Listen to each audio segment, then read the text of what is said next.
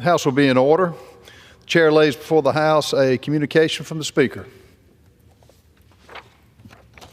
The Speaker's Rooms, Washington, D.C., June 12, 2025. I hereby appoint the Honorable Ralph Norman to act as Speaker pro tempore on this day. Signed, Mike Johnson, Speaker of the House of Representatives. Pursuant to the order of the House of January 3, 2025, the chair will now recognize members from lists submitted by the majority and the minority leaders for the morning hour debate.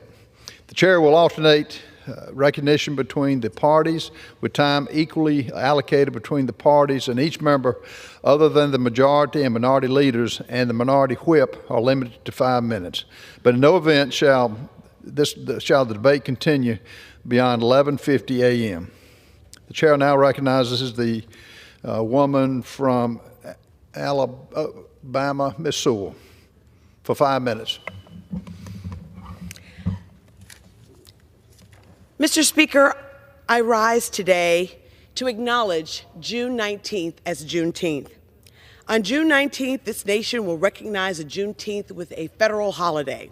We will gather in the spirit of remembrance, resilience, and recommitment to celebrate a day of delayed liberation, but not undeniable triumph. On June 19, 1865, more than 2 years after President Lincoln signed the Emancipation Proclamation, Union soldiers arrived in Galveston, Texas, with the news that the last enslaved Black Americans were finally free. Freedom did not come easily. It came slowly, unevenly, and at a painful cost. But it came. And with it, generations of Black Americans began the long, unfinished journey towards full equality. Through Reconstruction, through Jim Crow, through the Civil Rights Movement, the Voting Rights Movement, and even now in our time. Juneteenth is not just about history. It's about truth-telling. It is a reminder that freedom delayed is freedom fought for, and that liberation means more than this breaking of physical chains. It demands justice in our laws, equity in our institutions, dignity in our labor, and respect in our schools, our neighborhoods, and in our nation. My district, Alabama's 7th Congressional District, will honor Juneteenth with a host of activities. The NAACP in Tuscaloosa will kick it off with a parade on Saturday and a luncheon on Thursday. And in Birmingham, we will have a variety of events, including a unity breakfast on Friday, hosted by DA Danny Carr and the League of Gentlemen. We will also welcome Major League Baseball back to Birmingham, Alabama for the 2nd consecutive year. On June 19, 2025, Major League Baseball will return to the Magic City for the 2025 East-West Classic game at Rickwood Field. The game will pay tribute to the Negro League and honor Birmingham's important contributions to baseball history. This year, we will also celebrate the ribbon cutting of the newly refurbished Willie Mays Park in Fairfield, Alabama. Thanks to the generosity of the Major League Baseball and the extraordinary efforts of State Senator Marika Coleman and numerous community partners, the Willie Mays Park will undergo major improvements and will now serve generations of aspiring young baseball players in Jefferson County. I ask my colleagues to join me in recognizing Major League Baseball for their continued investment in Alabama's 7th Congressional District. We look forward to welcoming them back to the Magic City. And of course, we know how important baseball has been, not only to the African American community, but to the American community writ large. We're excited to welcome Major League Baseball back to Birmingham, Alabama. So thanks to their generosity and the generosity of so many, we will continue to play ball in Alabama's 7th Congressional District. Thank you, and let's play ball. Gentlelady yields. The chair now recognizes the gentleman from Pennsylvania, Mr. Thompson, for 5 minutes.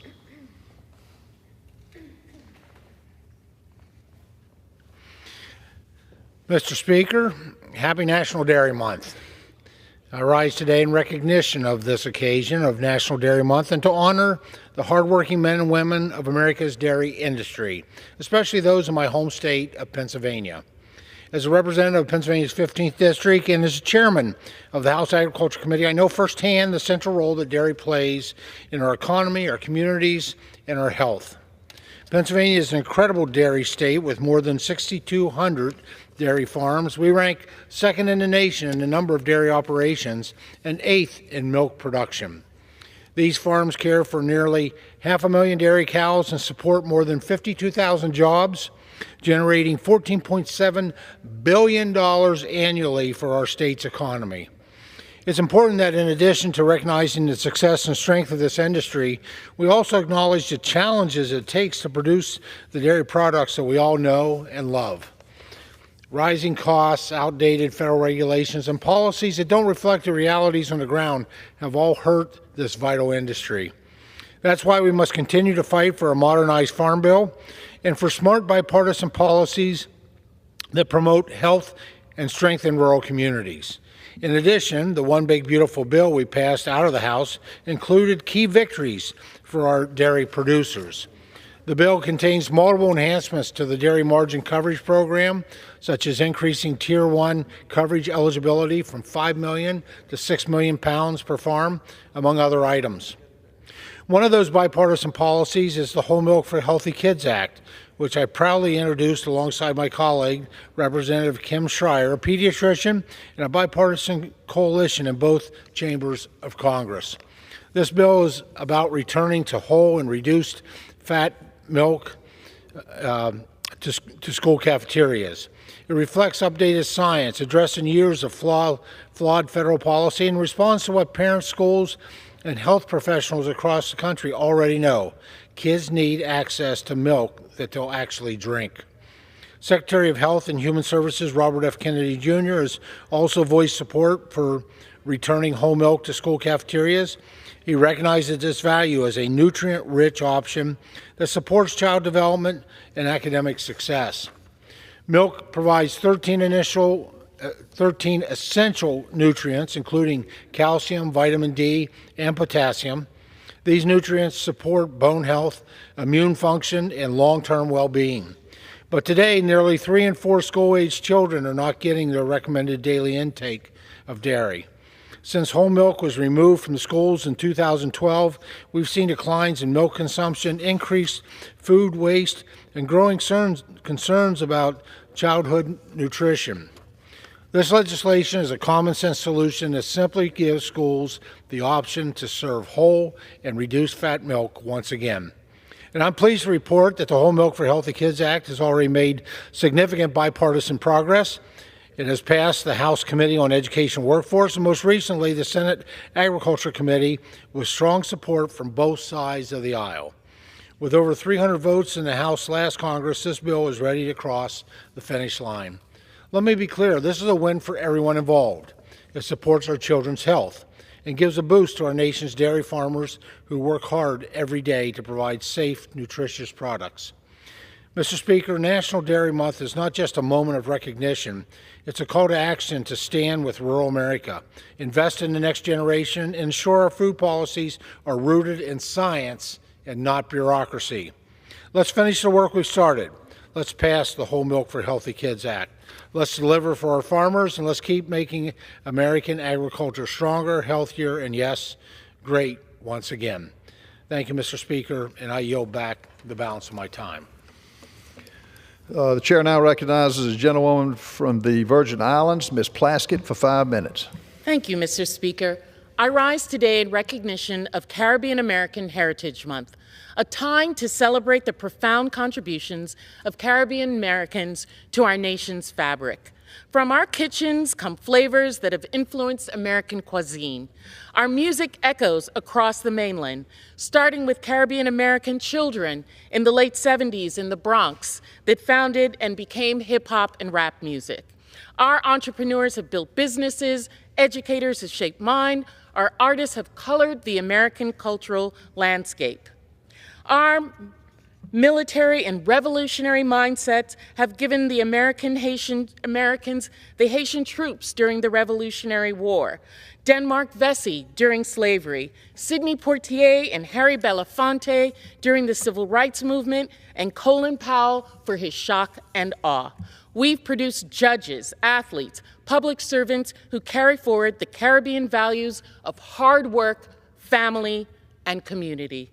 During this Heritage Month, we honor not just Caribbean Americans, but the enduring spirit of a people who transform challenge into opportunities, who preserve culture while embracing innovation, and who continue to strengthen America's promise of diversity and inclusion. I yield back.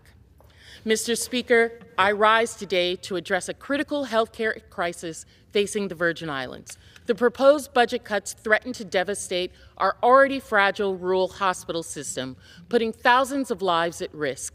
The Virgin Islands' remote geography make our rural hospitals literal lifelines. When someone suffers a heart attack on St. John or faces a medical emergency on St. Croix, these facilities aren't just convenient options, they're the difference between life and death. Unlike mainland rural communities that might drive 2 hours to reach alternative care, our residents face ocean crossings and weather-dependent transportation. These proposed cuts would force closure of essential services. We're talking about dialysis centers, maternal health services, trauma care that cannot simply be replaced by telemedicine or helicopter transport. I urge my colleagues to remember that healthcare equity means ensuring that the zip code, or in our case, which island you call home, doesn't determine whether you live or die. The Virgin Islands cannot afford to lose these vital healthcare anchors. I yield back. And Mr. Speaker, I rise today to honor the women's veterans.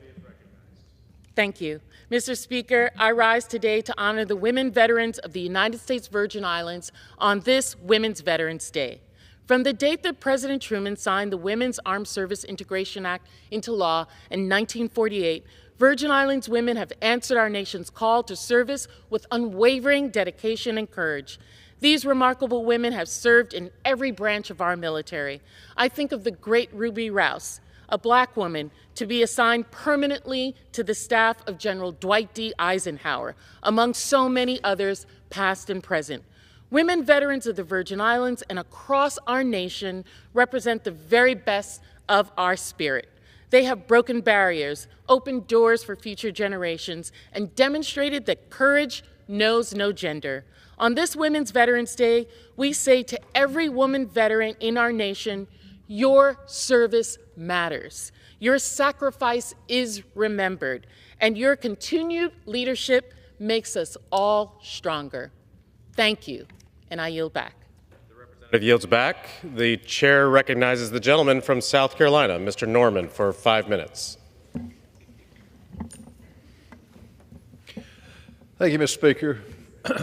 Today I rise to commemorate a special day for a very special person. On Sunday, June 1st, at Westminster Presbyterian Church, located in Rock Hill, South Carolina, Senior Pastor Mike Honeycutt called to the pulpit Mr. Don Gillespie. Don has been an outstanding public servant, a faithful mentor, and a devoted leader in both law enforcement and pastoral care. A man of deep conviction and humble service, Don has dedicated his life to protecting communities, building others up through coaching and ministry, and living out his faith. Don was born and raised in Rock Hill, South Carolina by loving Christian parents. He grew up attending First Presbyterian Church and has been a devoted member of Westminster Presbyterian Church since 1992.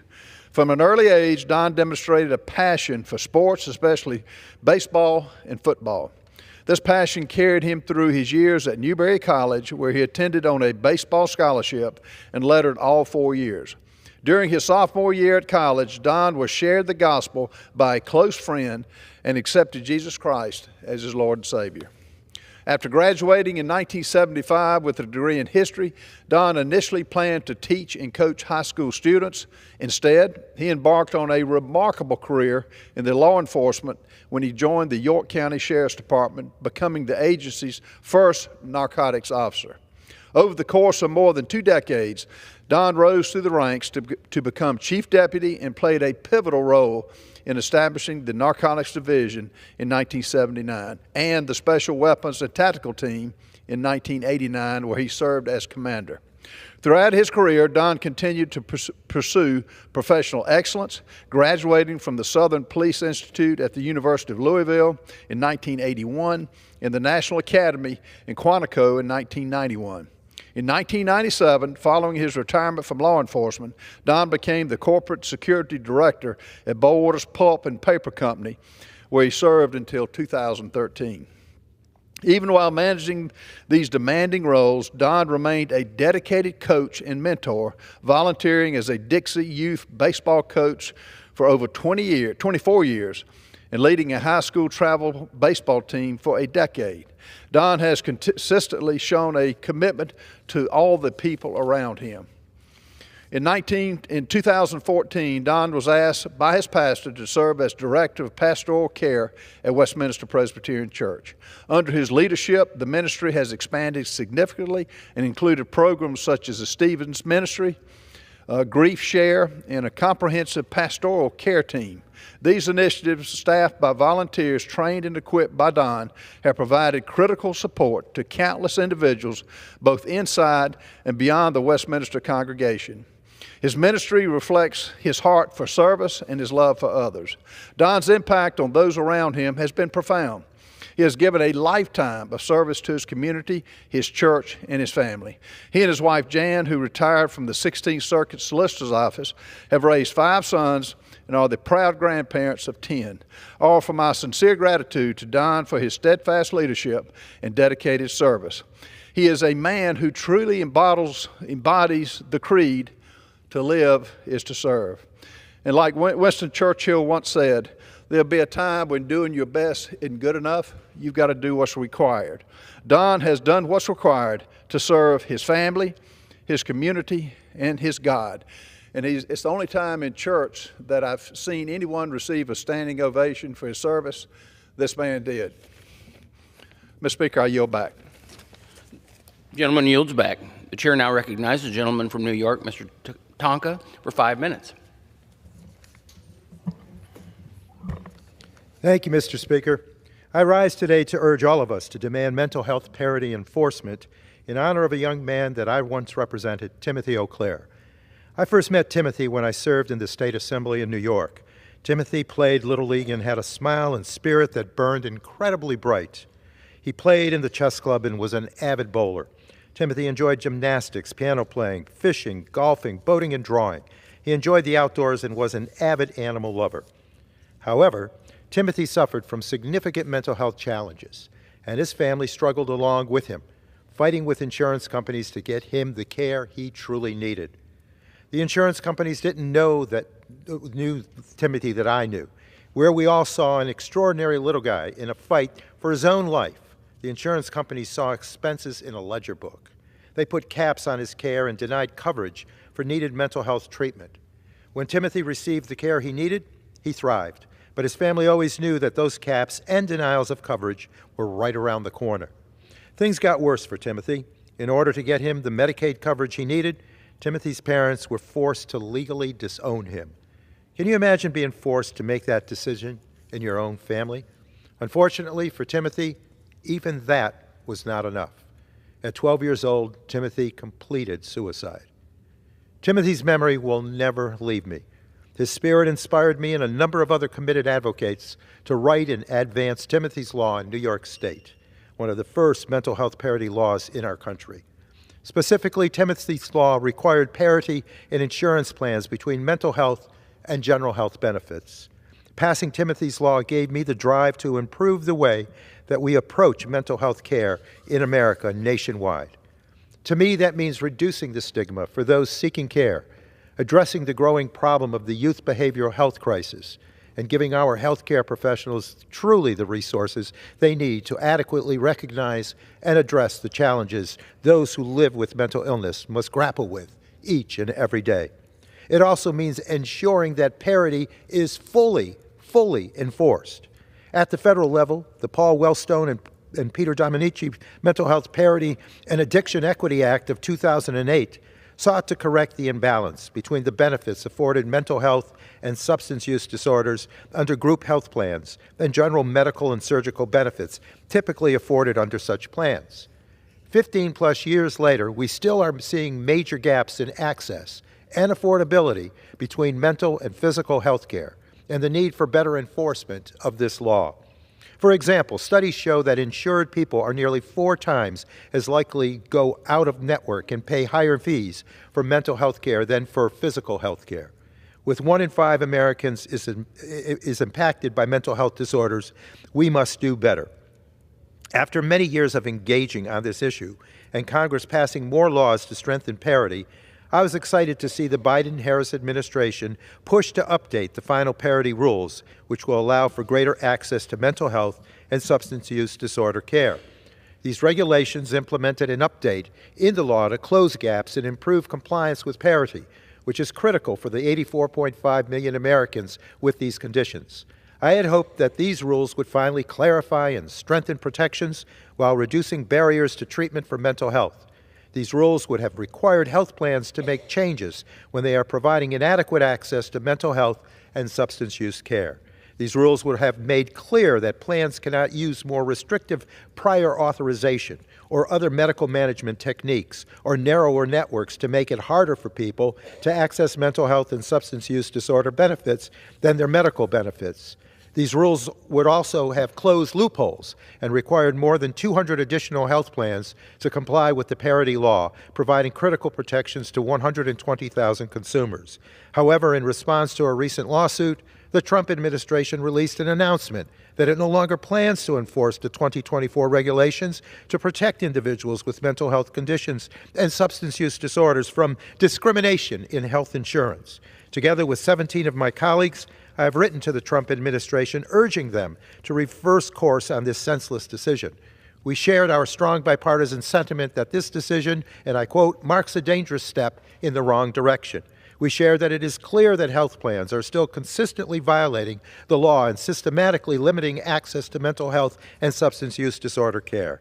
Rather than pausing enforcement or reconsidering the regulations, now is the time to strengthen enforcement and meaningfully provide and protect our constituents from discrimination and improve access to care. There are so many more like Timothy out there right now, suffering and in very real danger of losing access to life-saving treatment. Instead of denying them that care, let's support the enforcement of our mental health and addiction parity laws. To Timothy, the battle continues. I'm there. We're going to achieve this. Thank you. I yield back. Gentleman yields back. For what purpose, the gentleman from, the chair now recognizes the gentleman from Tennessee, Mr. Rose, for 5 minutes. Mr. Speaker, I rise today to honor the life of a true public servant. Daniel Clyde Wheeler passed away just over 2 months ago. Dan Wheeler, as most people referred to him, grew up in the Crab Orchard community in Cumberland County, an area I'm proud to represent here in Congress. Like myself, Mr. Wheeler grew up on a family farm. That experience led him to become a staunch advocate for our state's growers and producers. In 1965, he started a long career working for the Tennessee Farm Bureau Federation, where he served as an agent for Marion County and Sequatchie counties. In no time, he was representing an entire region encompassing the Cumberland Plateau and the Chattanooga area of Tennessee. In 1973, Mr. Wheeler became assistant to the president and director of organization for Tennessee Farm Bureau. By 1980, he took on the role of lobbyist for the Farm Bureau Federation, a role he saw as an opportunity to advocate for his fellow farmers across Tennessee and across the nation. He later was named Chief Administrative Officer of Tennessee Farm Bureau. His dedication led him to become Tennessee's 32nd Commissioner of Agriculture in January of 1995. I was blessed to succeed Commissioner Wheeler, who I considered to be a man of great knowledge, as well as a personal mentor. He formed the first ever Governor's Council on Agriculture and Forestry in Tennessee, an important step that brought key stakeholders to the table. That, I suspect, will be his enduring legacy, bringing growers and producers into the same room as policymakers. That collaboration continues to have a major impact on our state's leading industry, agriculture. Commissioner Wheeler also served as the Southern United States Association, Trade Association president, where he represented 17 states and territories. In 2000, he was named Man of the Year in service to Tennessee agriculture by Progressive Farmer magazine. Commissioner Wheeler helped neighbors outside the agricultural industry as well. He served the Maury County United Way, the Columbian Kiwanis Club, the Maury Regional Hospital Foundation, the First Farmers and Merchants National Bank of Columbia, Tennessee, on their board of directors. He leaves behind a wife of 59 years, Carol, and 2 sons, Jim and David, 5 grandchildren, and 2 great-grandchildren. I want to thank Commissioner Dan Wheeler and honor him for his many contributions to our great state of Tennessee. Mr. Speaker, I rise today to honor the incredible life of Joe Moore, who passed away in late March at the age of 90. Moore lived a life dedicated to agriculture. I, along with many other current and former Tennessee FFA members, consider him to be a mentor, a role model, and indeed a hero. The Time magazine cover next to me was published after he was named the FFA Star Farmer of America in 1955. Appearing in the October 24th, 1955 issue, it shows a 21-year-old Joe Moore, the only active FFA member to make Time's cover. At the FFA convention that year, judges were impressed at his farming operation conducted in Jackson County, Tennessee, which I am honored to represent today. He had a net worth at that point of $37,000 at the time, a great deal for someone of his age in the mid-1950s. At that time, he was farming 505 acres, 85 of which he owned personally. I often say farmers are our nation's original conservationists. Joe Moore is a shining example of why I believe that to be true. The Time article noted how he incorporated modern farming techniques to combat erosion and improve soil health. He carefully monitored the diet of his livestock to keep them healthy. He showed great attention to detail and inspected his animals closely, which enabled him to detect any health issues early. Mr. Moore found his success off the farm as well. He was the owner and operator of the Upper Cumberland Oil Company in Cookeville, which sold and distributed Texaco petroleum products for over 30 years. He also believed in giving back. He is the original founding board member of the Granville Museum, his home community, and served as an elder of the Liberty Church of Christ and was a longtime supporter of FFA in Tennessee. He lived a long life alongside his wife, Anne, of more than 68 years. He leaves behind a son, a daughter-in-law, and 2 grandchildren. I want to end, Mr. Speaker, with a quote from Moore from 1955. "Farming is the closest thing to the Lord you can do." I could not agree with him more. With that, I yield back. The gentleman yields back. The chair now recognizes the gentlewoman from Oregon, Ms. Bonnici, for 5 minutes. Mr. Speaker, I rise today to call attention to a crisis in the American West and across the country. Extreme wildfires now ravage my home state of Oregon every summer, and the threat is growing. I'm here today to speak out against cuts to programs that support wildland firefighters and their frontline crews. For years now, American families in the Pacific Northwest have lived on the edge, wondering if this will be the year they're forced to flee their homes at night with only their children, their pets, and whatever few mementos they can frantically grab in the moments after the evacuation alert. I've spoken with Oregonians who lost everything in the blink of an eye: homes, family heirlooms, beloved pets, and tragically family members. I've spoken with people who demonstrate extraordinary bravery and step into the line of duty as wildland firefighters, sacrificing their safety, protect their neighbors and their communities. The 2020 Labor Day fires were the most destructive in our state's history. 1.4 million acres burned, more than 4,000 homes were destroyed, and at least 9 people died. died. Smoke filled the air for days throughout the region, and last year, Oregon saw 1.9 million acres burn, setting a new record. I urge my colleagues to set aside political differences on this issue because the danger is spreading. Wildfire season now stretches for much of the year. That threat has reached states that never expected to see megafires. From the scorched hills of Hawaii to smoke-filled skies in New York, this is no longer just a Western problem. It's a national emergency. Colleagues, please listen to the American West when we say this is a crisis that will kill thousands more until we act. So let's work together on real solutions, like investing in wildfire preparedness and providing better pay and benefits for wildland firefighters.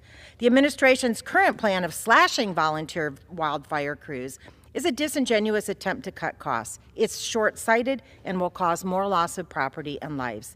I stand ready to work with anyone who's willing to take this threat seriously. Thank you.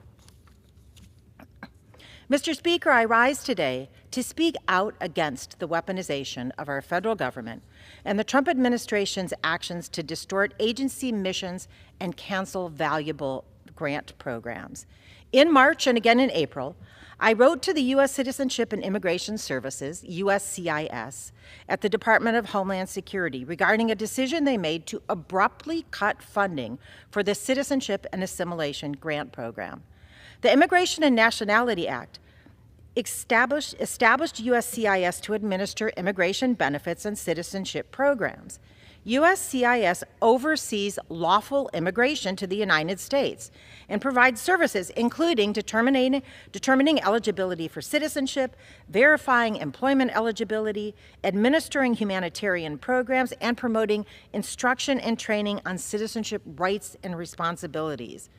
As I wrote in my letter to the USCIS, the Citizenship and Assimilation Program furthers this mission by providing grant funding to organizations that support eligible, lawful, permanent residents with the U.S. citizenship application process, civics instruction, and other services to help prepare for naturalization. And if you haven't been to a naturalization service and ceremony, I encourage everyone to do this. These are the type of people we want to be U.S. citizens. In response to my letter, the USCIS Acting Deputy Director, Kika Scott, tried to justify the decision to cancel this program by stating it no longer effectuates agency priorities. That's unacceptable and a frustrating explanation. First, we frequently hear from our colleagues across the aisle who say people need to come here legally. As I said, this is a program that helps eligible, legal, permanent residents with the U.S. citizenship process. Second, Congress already appropriated this funding, so it's illegal and unconstitutional for the administration to block the grant funding just because the president doesn't like immigrants and is doing everything in his power to vilify them. The United States was built by people who came to this country to seek a better life for themselves and their families. This thoughtless decision is an abuse of power and just one more example of how the Trump administration is scapegoating immigrants. So today, during Immigrant Heritage Month, I'm once again calling on USCIS to reinstate the remainder of the canceled grant awards that help refugees and other aspiring Americans who come to the United States through legal pathways to assimilate and contribute positively to our vibrant communities and to the economy. Thank you, and I yield back. Members are reminded to refrain from engaging in the personalities towards the president. The chair now recognizes the gentleman from Indiana, Mr. Stutzman, for 5 minutes. Thank you, Mr. Speaker. It's no secret Congress has a spending problem. We continue to spend taxpayer funds despite our $36 trillion of debt. This level of debt is massive, equaling over $323,000 per taxpayer when split up among the taxpayers of this country. If that wasn't bad enough, when we look at this spending, billions of taxpayer dollars are wasted on frivolous efforts to support programs that have no benefit to taxpayers themselves. I was excited to see President Trump taking an unprecedented approach to curb excessive spending by our federal agencies by establishing the Department of Government Efficiency. Since established, DOGE has illuminated the billions of dollars being drained on pointless projects that do nothing to help the American people. For example, DOGE has exposed million-dollar contracts, including $3 million to support Sesame Street in Iraq, $6 million for net zero cities in Mexico, and funding for U.S. aid programs are also frequently going to NGOs who work to promote their liberal agenda in the most conservative parts of the world. Just imagine $1 million going to one of our cities in our congressional district and the impact that it could have there. It's a disgrace that Americans' hard-earned tax dollars are being used to support these programs and organizations under the guise of necessary foreign aid. In addition to this, Congress continues to prop up the Corporation for Public Broadcasting to promote public media stations like PBS and NPR. Taxpayer dollars should not be used to promote a narrative that demonizes one side of the aisle or another. Yet, that is exactly what these media stations continue to do. NPR and PBS have continued to have an ideological bias, promoting things like critical race theory and the LGBTQ agenda. From foreign aid to NPR, massive amounts of taxpayer dollars are wasted every day with little to no government oversight. Congress cannot continue to let blank checks go out the door without revisiting the way these funds are used to help the American people. This is why I'm proud to support the rescissions package sent to Congress by President Trump. This package will claw back $9.4 billion of wasteful government spending, including $8.3 billion allocated to dozens of wasteful programs at USAID, and $1.1 billion to prop up the Corporation for Public Broadcasting. This rescissions package is the first step in ensuring taxpayer dollars are used to promote everyday Americans in very real ways. I look forward to passing this first rescission package and look forward to continuing the work of President Trump and the DOJ team to identify and eliminate wasteful government spending. Speaking of spending, outside of wasteful spending on international aid and public media, Congress has another problem contributing to the national debt: emergency spending. Over 1/3 of our current national debt, about $12 trillion, can be attributed to emergency spending. This is an addiction that needs to be remedied. Shockingly, money used on emergency spending is rarely paid back, and most are never used for actual emergencies. For example, emergency spending during the COVID-19 pandemic spent $70 million on tourism marketing campaigns in Puerto Rico, and another $6 million to replace irrigation systems at 2 golf courses. Other emergency spending bills have dished out $140 million for infrastructure improvements for Gulf Coast shipyards and $9.7 million for an assistance program to compensate eligible orchard tree losses. We cannot continue to use emergency spending to fill in gaps in funding that weren't properly appropriated for to begin with.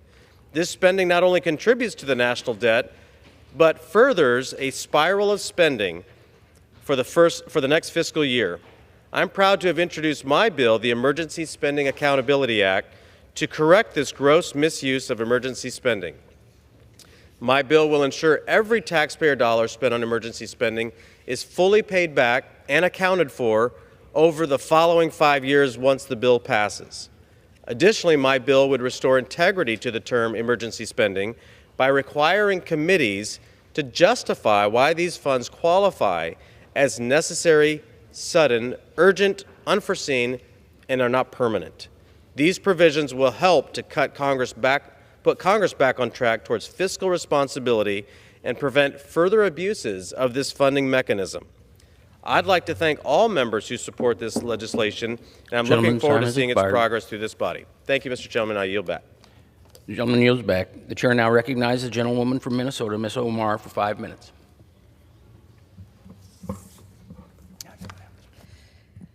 Mr. Speaker, I rise today to denounce the Trump administration's police state tactics in Minneapolis, Los Angeles, New York City, and so many cities across the country.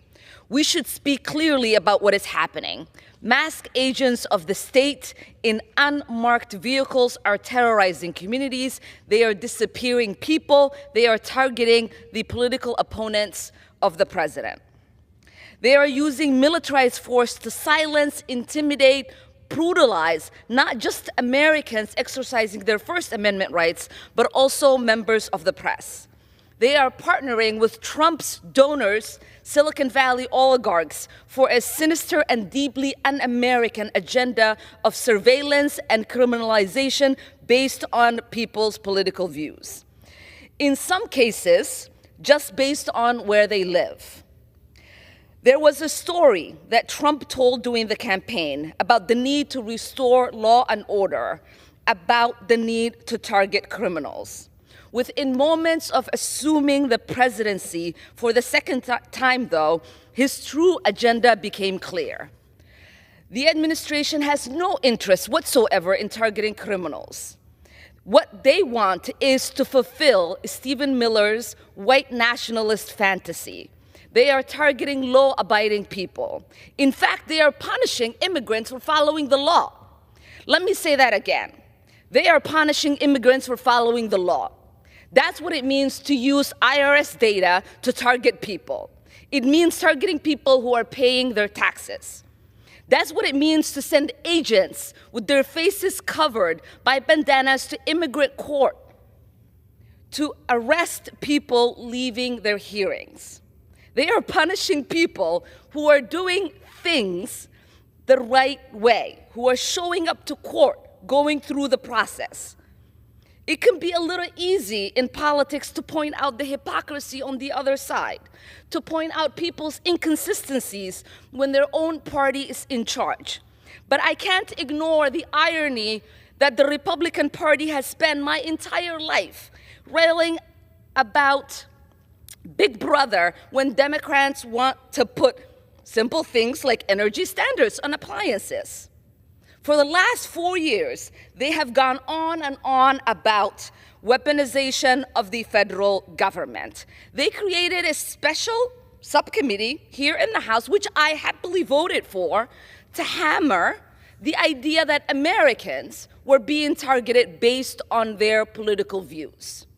So I wonder, when the federal government is sending Marines to break up protests in Los Angeles, why are we hearing little about that side, about the state rights?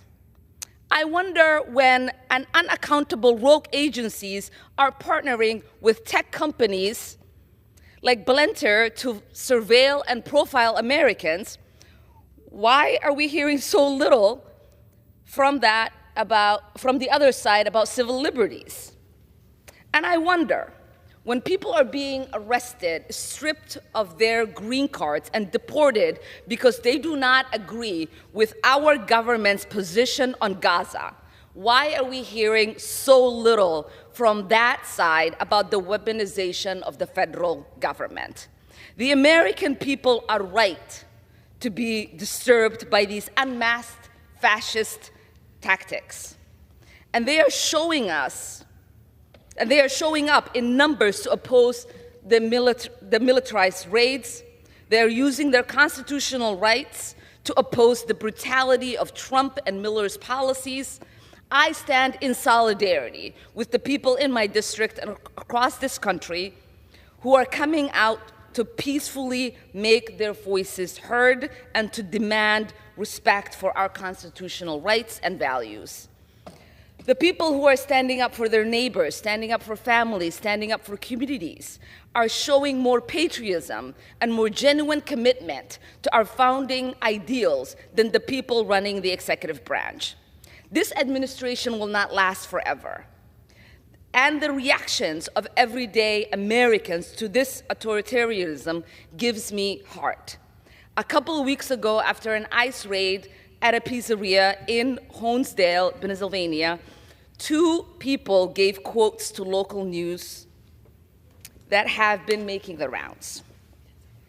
One of them said, quote, it is just made to instill fear, and I'm not sure why we need to create fear in our communities instead of love and caring and community. And that is what we are about in this country, and that is what we will continue to stand up for. Thank you. Gentlewoman's time has expired.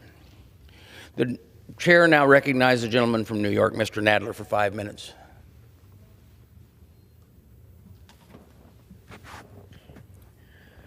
Mr. Speaker, I rise today in support of Israeli security, Palestinian freedom, a just, peaceful, and swift end to the war in Gaza, and an eventual viable and negotiated two-state solution. The situation in Gaza today is dire. I want to be clear. The war in Gaza began with Hamas' brutal attack on innocent Israelis on October 7th, the bloodiest day in Jewish history since the Holocaust. For many in the Jewish community in the United States and around the world, time stopped on that day and has not yet resumed. It will resume when all the hostages are home. It will resume when the war is over and the reservists can return to their families. It will resume when there is enough food, water, and medicine in Gaza to alleviate the humanitarian catastrophe. It will resume when families on both sides of the border can sleep peacefully without the constant fear of rockets and bombs falling from the sky. It will resume when there is a lasting, durable, and negotiated ceasefire. And, Mr. Speaker, that day need not be far away. Israel achieved its goal of destroying the military capabilities and existential threat of Hamas months ago. Now, Prime Minister Netanyahu should be proclaiming victory and indicating his readiness to withdraw from Gaza, contingent on the return of all the hostages, both living and dead. He should be signaling his willingness to support an international security force on an interim basis to ensure law and order, and Israel's support for international investment in the training and equipping of an eventual Palestinian security force. He should be supporting confidence-building measures in the West Bank, which empower the Palestinian Authority, contingent on the PA embracing and implementing real reforms. He should not be enacting an annexationist vision while the plague of settler violence runs rampant. The alternative, Mr. Speaker, is a stark and disturbing picture. This week, Tom Friedman wrote in the New York Times that if, quote, Israel goes ahead with Netanyahu's vow to perpetuate this war indefinitely, to try to achieve the far right's fantasy of ridding Gaza of Palestinians and resettling it with Israelis, Jews worldwide better prepare themselves, their children, and their grandchildren for a reality they've never known. To be Jewish in a world where the Jewish state is a pariah state, a source of shame, not of pride, because one day foreign photographers and reporters will be allowed to go into Gaza unescorted by the Israeli army. And when they do, the full horror of the destruction there will become clear to all. Friedman continued, Mr. Speaker, writing, quote, Israel, instead of being seen by Jews as a safe haven from anti-Semitism, will be seen as a new engine generating it. Sane Israelis will line up to emigrate to Australia and America rather than beckon their fellow Jews to come Israel's way. That dystopian future is not here yet, but if you don't see its outlines gathering, you are deluding yourself. Mr. Friedman is not alone in this analysis. Indeed, Mr. Speaker, former Israeli security officials have been speaking out. Last week, two former Israeli Air Force pilots, Brigadier General Asaf Agmon and Colonel Uri Arad, published a letter in Hebrew in the Israeli newspaper Haaretz. They wrote, quote, as the war in Gaza dragged on, it became clear that it was losing its strategic and security purposes and instead served primarily the political and personal interests of the government. It thus became an unmistakably immoral war and increasingly appeared to be a war of revenge. I agree with these distinguished former officials. It is clear to me that we long ago reached the point where victory is no longer the goal, and the main obstacle to bringing the hostages home and ending the war is the politics of one man, Prime Minister Benjamin Netanyahu. General Agmon and Colonel Arad are not peace activists, Mr. Speaker. They are former top Israeli Air Force pilots and high-ranking officers, and we must heed their calls. They are not alone, Mr. Speaker. Commanders for Israel's Security is a movement of over 550 retired senior officials from Israel's defense, security, and diplomatic services. The commanders, as they are often referred to, recently published a letter urging Jewish diaspora voices to speak out in favor of ending the violence in Gaza. They wrote, accused of weakening Israel or betraying their connection to the Jewish state, they are told that those who live abroad or do not serve in the IDF must keep silent. We categorically reject the notion that Jews in the diaspora must remain silent on matters concerning Israel. To those who fear that public criticism undermines Israel, we say that open, honest dialogue only reinforces our democracy and our security, close quote. This is true for this body too, Mr. Speaker. We all must speak up. If our voices contribute to preventing one more ounce of bloodshed or to the return home of a hostage 1 minute sooner, or gets one more piece of bread into the hands of a starving Gazan, or helps redeem the moral position of the State of Israel, our words are worth it. Jewish tradition teaches in Mishnah Sanhedrin that saving one life is like saving the whole world. I hope that we can come together to heed the voices that are speaking out at this moment, and that together work to save as many worlds as we can. Thank you. Yields back. The chair now recognizes the gentleman from Massachusetts, Mr. Neal, for 5 minutes. Ask for permission to address the House regarding the that was great.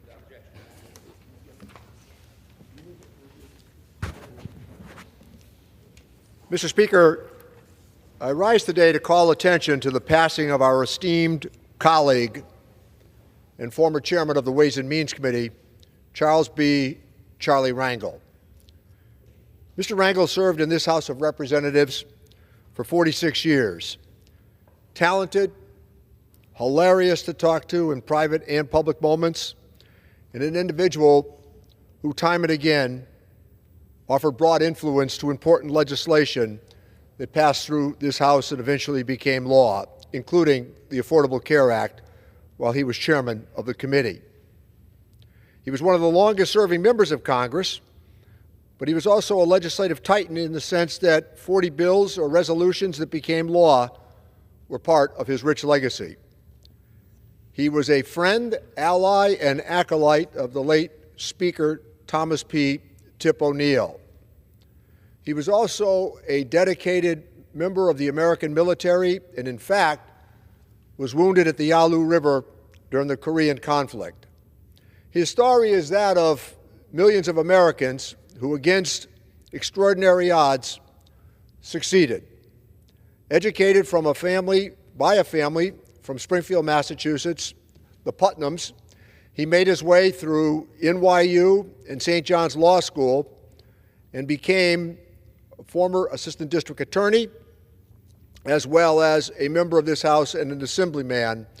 He defeated Adam Clayton Powell in a very big upset, and 46 years later, he retired from this institution.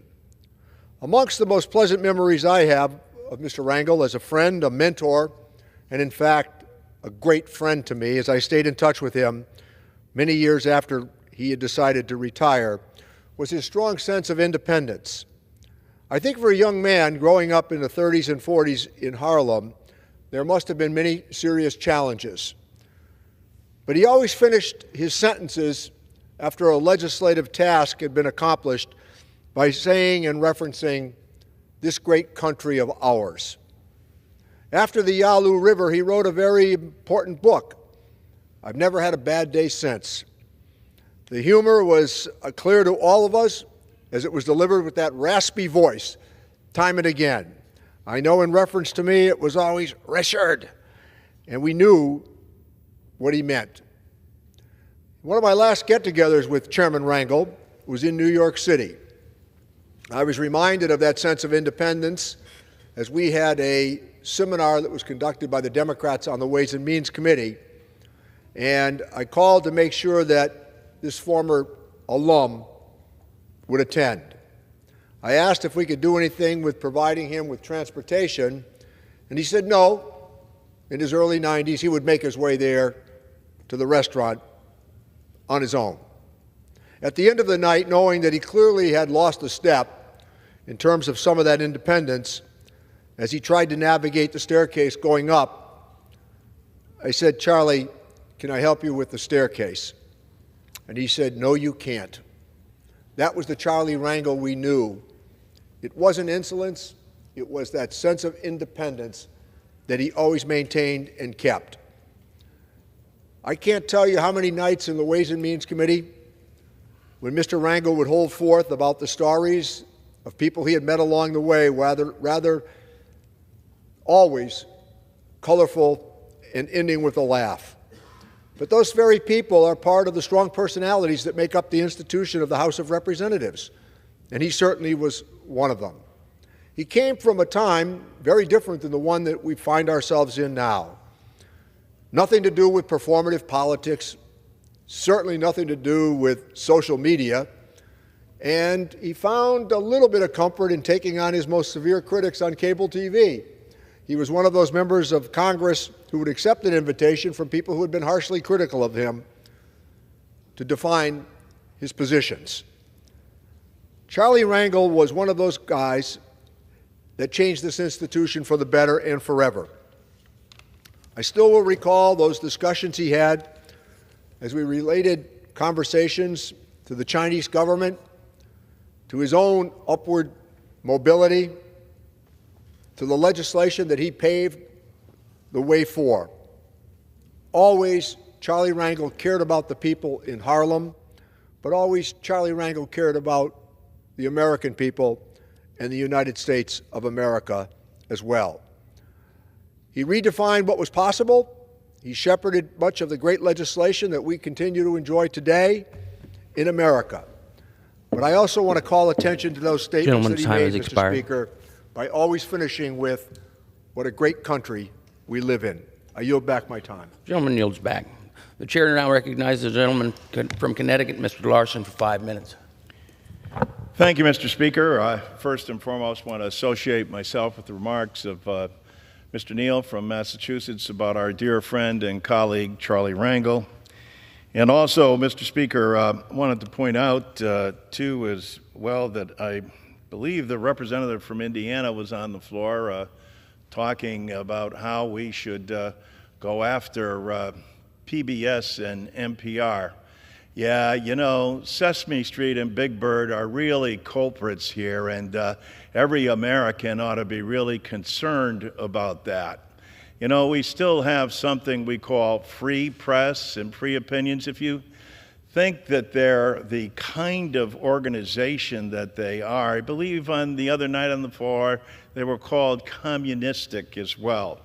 How about we have an open public hearing and debate on that and put legislation forward, not in the dark of night, but when the public can actually view what you're saying. Mr. Speaker, I'm here today primarily, though, to talk about Social Security and also to enlighten, I hope, my colleagues on the other side. And I'm very concerned about the Supreme Court's most recent ruling that overturned 2 lower courts with no logic and said, no, there shouldn't be a pause, that DOJ ought to be able to look at everyone's personal data and records. So all Social Security recipients, so all of you Americans out there that are tuned into this, understand what this is about. This is about DOJ having access to the more than 70 million Social Security recipients and everybody who in fact is on Social Security, which will include basically the whole nation. Why they need this data, they don't make clear. But then again, they've never been vetted. They've never had to go through a Senate process. They're a special group status that has no responsibility or accountability and have been given unfettered access to everyone's personal data and information.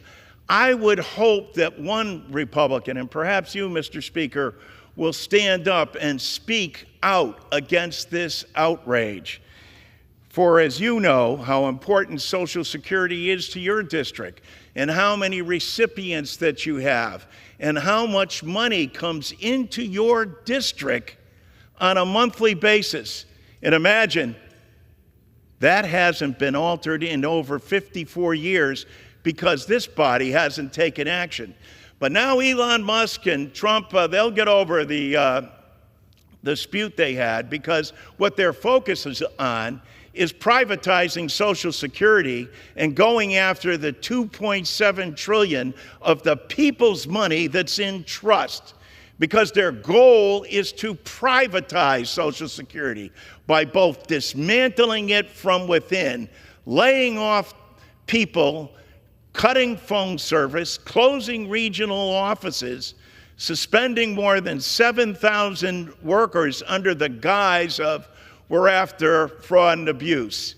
They're about to take and use something that could be a very constructive tool in AI. But no, they're going to be using that tool to go after the people's data and information and the $2.7 trillion in the trust fund.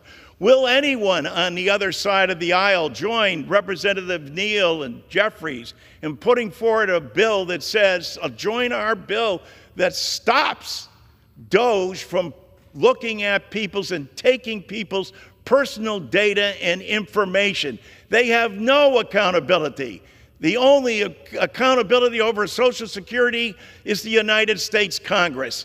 And if the Republicans remain silent and let this happen, shame on you for letting this happen. There is no way that America should be subject to a person who hasn't been verified, people who are going in and looking at their personal data and information. I think it's disgusting what's going on, and there ought to be hearings, and most importantly, there ought to be a vote. We have a plan. We have a plan not to privatize Social Security, but to enhance it for the first time in over 54 years, to lift the 5 million people that get below poverty level checks. The gentleman's time has expired. Thank you, Mr. Speaker. The chair now recognizes the gentlewoman from Michigan, Ms. Tlaib, for 5 minutes. Mr. Speaker, it is outrageous and shameful that the president sent in the military to brutalize protesters in Los Angeles. The right to dissent in our country is an American value.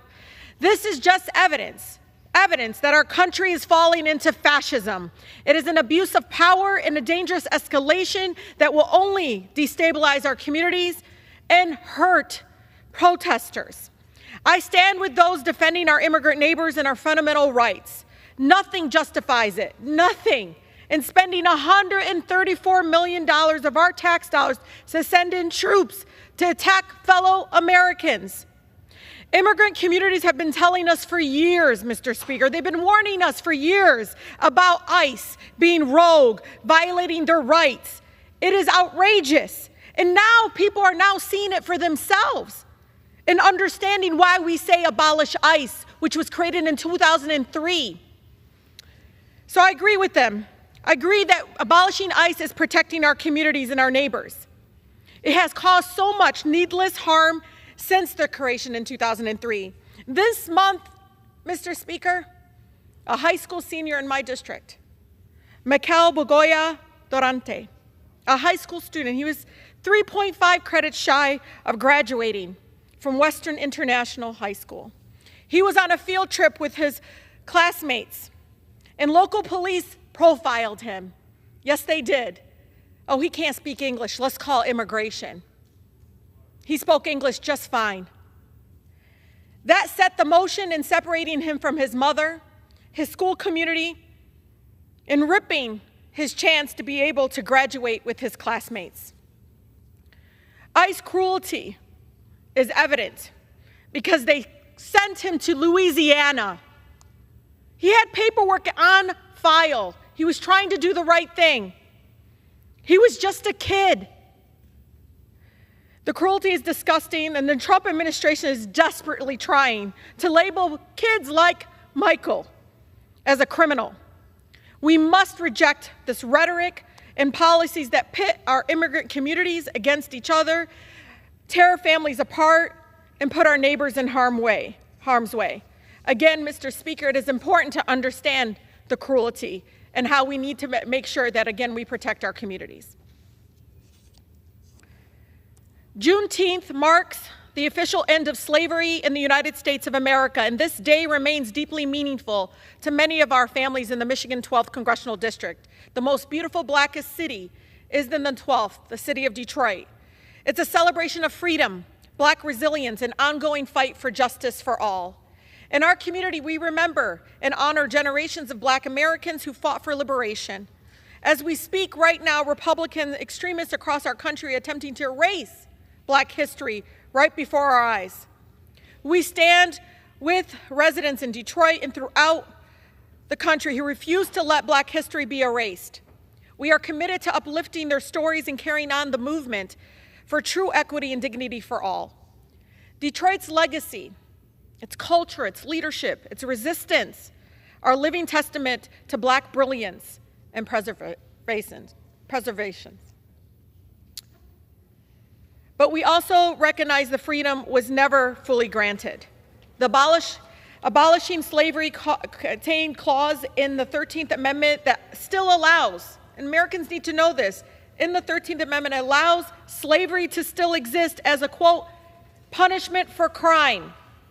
That loophole to this day has fueled mass incarceration, economic exploitation, and generational harm, especially for Black Americans. That's why I support the Abolition Amendment, which would strike this shameful exception for our Constitution and end legalized practice of slavery in the United States. Detroiters understand the reparations are not just the past, and this is important.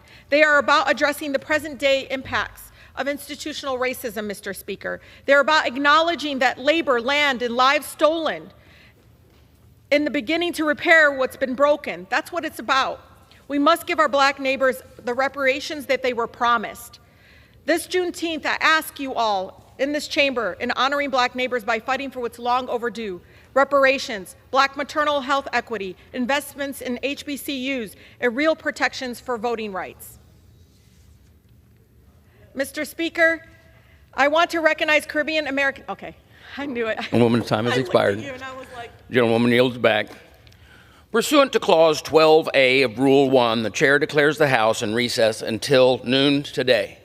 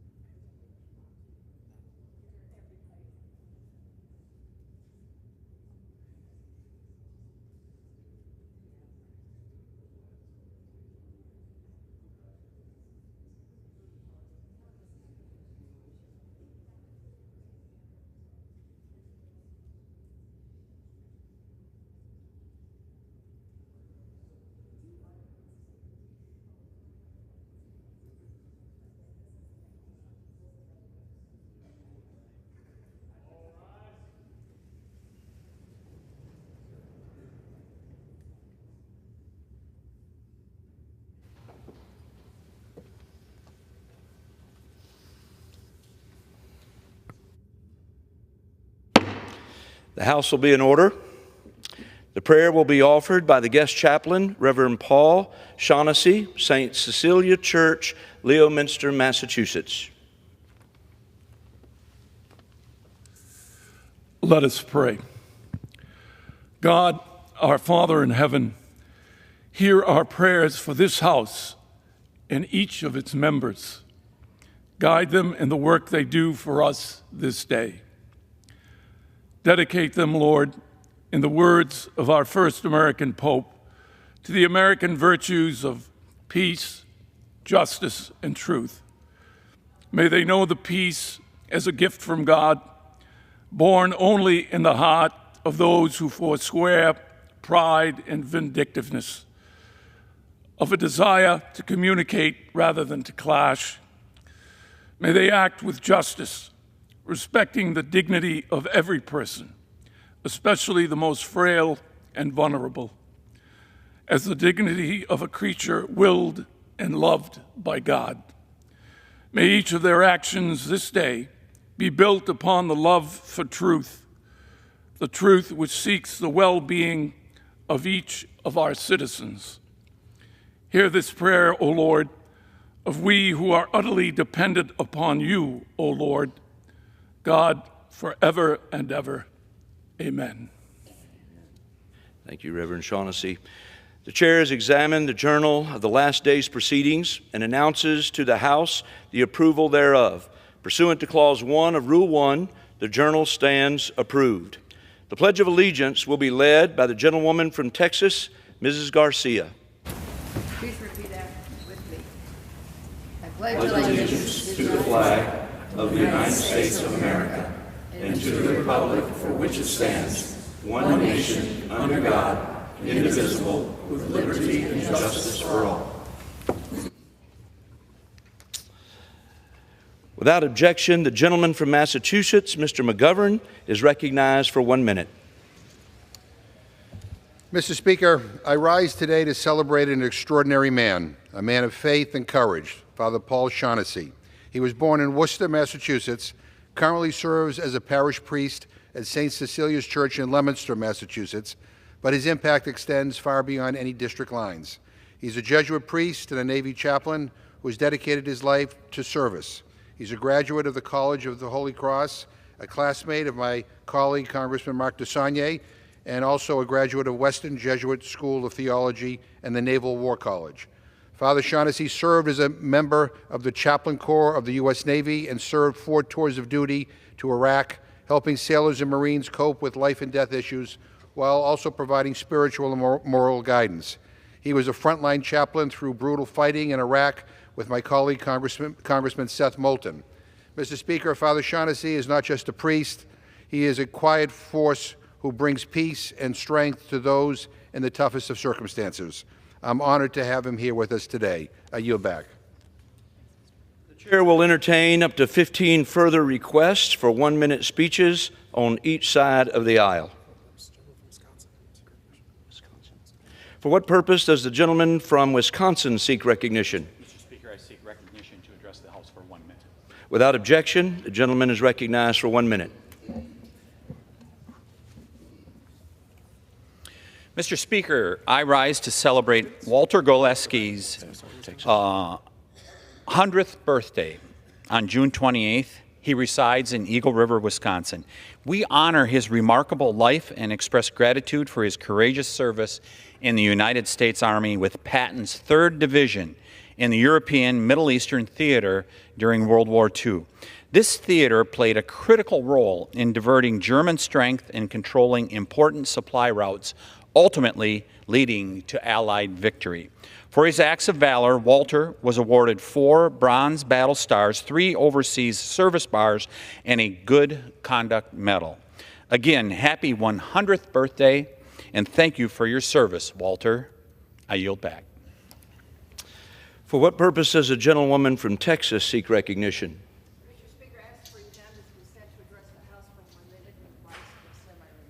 Without objection, the gentlewoman is recognized for 1 minute. Thank you, Mr. Speaker. Mr. Speaker, I rise today to mark 13 years of protecting dreamers under DACA, the Deferred Action for Childhood Arrivals program. Dreamers were brought to this country as children. On average, they were just 6 years old. This is the only home they've ever known, and they're here. They chose to dream. They became doctors, lawyers, engineers, because that's what Americans do. Dreamers are, in their heart, mind, and soul, American. And above all, they are children of God, and God commanded us to help them. But for 13 years, Congress has failed to deliver on a permanent solution. But we can change that.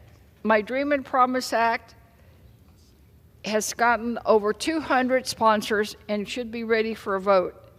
It would finally give dreamers the protection they deserve. So to those who choose cruelty over courage, let me say this. No matter how many bans or rollbacks you throw at us, we're not going anywhere. We're here for the fight, and we'll make sure that this bill gets done. Happy anniversary, Dreamers. For what purpose does the gentleman from Pennsylvania seek recognition? Mr. Speaker, I request unanimous consent to address the House for 1 minute and revise and extend my remarks. Without objection, the gentleman is recognized for 1 minute. Mr. Speaker, I rise today ahead of June 14th to celebrate an extraordinary milestone, the United States Army's 250th birthday. Every year, just a few weeks after Memorial Day, our country celebrates our Army's birthday. This marks the anniversary in 1775, when the Continental Congress authorized the establishment of the Continental Army to defend the 13 American colonies. It was the beginning of a force that would go on to secure our freedom, shape our nation's history, and stand as a pillar of strength in times of war and peace. As the oldest and largest branch of our armed forces, the U.S. Army has played a central role in defending our nation, upholding our values, and advancing peace around the globe. For 250 years, generations of soldiers have answered the call of duty, using the Army's values: loyalty, duty, respect, selfless service, honor, integrity, and personal courage. Mr. Speaker, as a proud Army dad, I know the sacrifices made by our service members and their families. In Congress, I remain committed to supporting legislation that strengthens our national defense and honors the men and women who wear the uniform. Happy 250th birthday to the United States Army. May your legacy of service continue for generations to come. Thank you, Mr. Speaker, and I yield back the balance of my time. For what purpose does the gentleman from California seek recognition? I ask unanimous consent to address the House for 1 minute and revise and extend my remarks. Without objection, the gentleman is recognized for 1 minute. Mr. Speaker, I rise today to recognize Father Paul Shaughnessy and to welcome him as our guest chaplain for today. I first met Father Shaughnessy at the College of the Holy Cross in Mr. McGovern's district in Worcester, Massachusetts. We were classmates, friends, teammates, and we spent an occasional evening in Worcester at an Irish bar having a pint, maybe two, we were young, talking about life. Father Shaughnessy joined the Jesuits and became an ordained priest before making the noble decision to enlist in the Marines in 1994. Lieutenant Commander Shaughnessy brought faith and comfort to many soldiers, including a congregation of 32,000 in Iraq. His impact has earned him a number of accolades, such as the Meritorious Service Medals, it's Jesuit education, and Navy and Marine Corps Commendation Medals. Please join me in thanking Father Paul Shaughnessy for his service and for sharing his wisdom and faith with us today. Thank you, Mr. Speaker, and I yield back. For what purpose does the gentleman from Ohio seek recognition? Mr. Speaker, I ask unanimous consent to address the House for 1 minute to revise and extend my remarks. Without objection, the gentleman is recognized for 1 minute. Thank you, Mr. Speaker. Today I rise to recognize two exceptional young leaders, Angel and Sandra, our outstanding interns from Don Bosco Cristo Rey High School. These students have demonstrated maturity and a sincere desire to serve. Throughout their time in our office, they brought a strong work ethic to everything that they did, from assisting with constituent outreach to supporting our office operations. They showed us that the next generation is not only ready to lead, but also eager to contribute. In a time when public service too often goes undervalued, these young interns, they remind us that civic engagement is alive and well.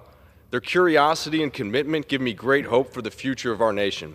To Angel and Sandra, a sincere thank you for your hard work, your integrity, and your service. You've left a mark here, and I have no doubt you'll go on to do many great things. Thank you, Mr. Speaker, and I yield back. For what purpose does the gentleman from Massachusetts rise to seek recognition? Mr. Speaker, I ask to address the House for 1 minute and to revise or extend my remarks. Without objection, the gentleman is recognized for 1 minute. Mr. Speaker, I honor to recognize my friend, Father Shaughnessy. I was at a Marine reunion this weekend, and we heard remarkable stories of heroism from ordinary Americans who signed up for the Marine Corps, who did heroic things. A lot of stories about Marines and stories about one civilian who was with us in the fight, who, as we were getting hit with incoming rounds, would walk thoughtlessly amongst us to give us comfort. When Marines were getting hit, he didn't seem to care. One Marine told the story of him showing up on a stack of Marines, going into a room before the Marine turned around and said, "Father, you probably shouldn't be right here." Father Shaughnessy never met a Marine who didn't respect him, just like he never met an R he could pronounce. Yes, every time he opened his mouth, we knew he was from Worcester, Massachusetts. But what he said with his words inspired courage in all of us. Father Shaughnessy is a friend, he is a leader, and he is an American hero. I yield back. For what purpose does the gentleman from New York seek recognition? To address the House for 1 minute and revise and extend my remarks. Without objection, the gentleman is recognized for 1 minute. Mr. Speaker, I rise today to recognize a major milestone for American manufacturing for New York's southern tier. Alstom, a global leader in smart and sustainable mobility, has opened its new cutting-edge Plant 4 facility in Hornell, New York. This 135,000 square foot expansion brings stainless steel railcar body production back to the United States, strengthening our domestic supply chain and reaffirming Hornell's position as the nation's premier center for passenger train manufacturing.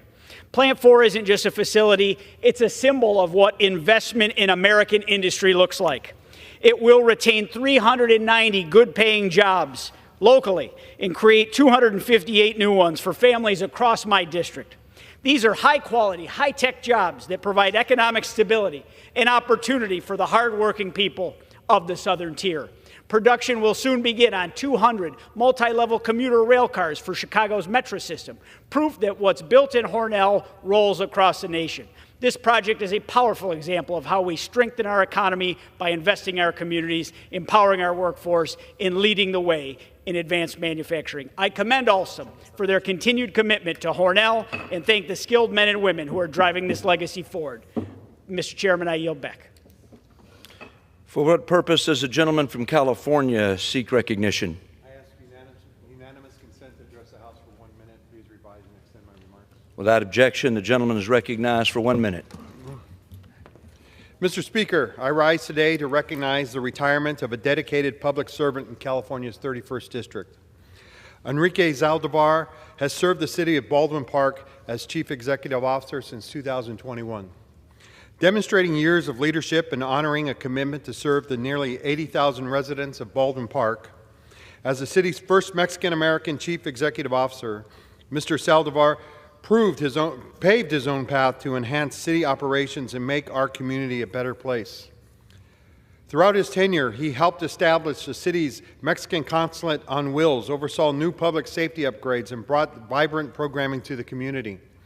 Mr. Zaldivar is a respected and revered leader. Our community is better because of him. Congratulations, Mr. Zaldivar, on your well-deserved retirement. I yield back.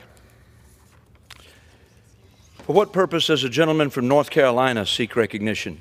To the amazing speaker from North Carolina, I ask for unanimous consent to address the House for 1 minute, revise and extend. Without objection, the gentleman is recognized for 1 minute.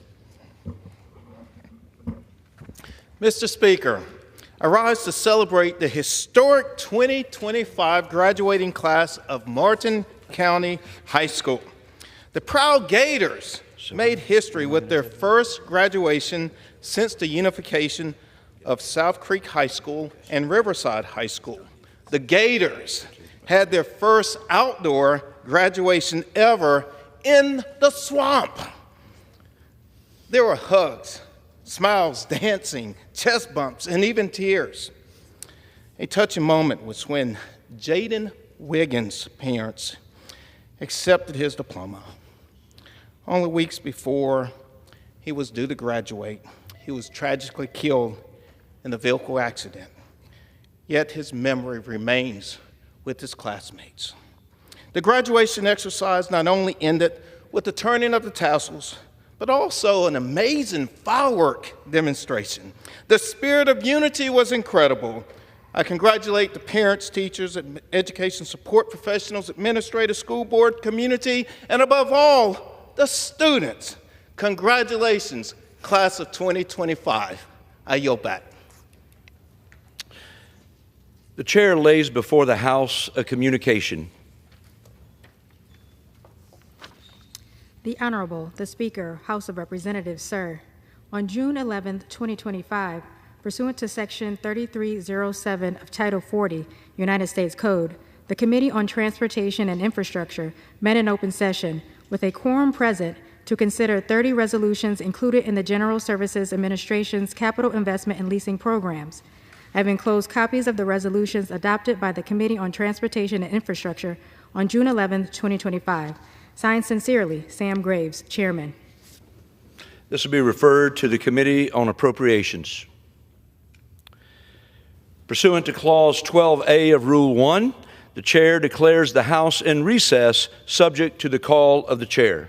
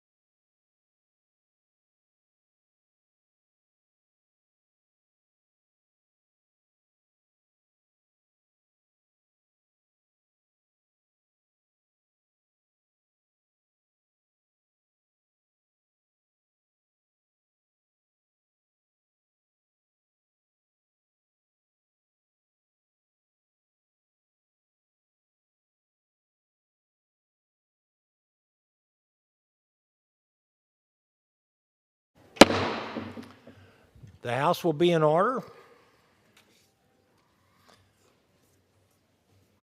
For what purpose does the gentlewoman from Michigan, Ms. McLean, seek recognition? Mr. Speaker, pursuant to House Resolution 499, I call up the bill H.R. 4, the Recissions Act of 2025, and ask for its immediate consideration. The clerk will report the title of the bill. H.R. 4, a bill to rescind certain budget authority, proposed to be rescinded in special messages transmitted to the Congress by the President on June 3, 2025, in accordance with Section 1012A of the Congressional Budget and Empowerment Control Act of 1974. Pursuant to House Resolution 499, the bill is considered read. The bill shall be debatable for 1 hour, equally divided and controlled by the majority leader and the minority leader or their respective designees. The gentlewoman from Michigan, Mrs. McLean, and the gentlewoman from Connecticut, Mrs. DeLauro, each will control 30 minutes. The chair now recognizes the gentlewoman from Michigan, Mrs. McLean. Mr. Speaker, I request that all members have 5 legislative days to revise and extend their remarks, including extraneous material on the same measure under consideration. No objection. Mr. Speaker, I yield as much time as I may consume. Mr. Speaker, I rise to voice my strong support for H.R. 4, the Recissions Act of 2025.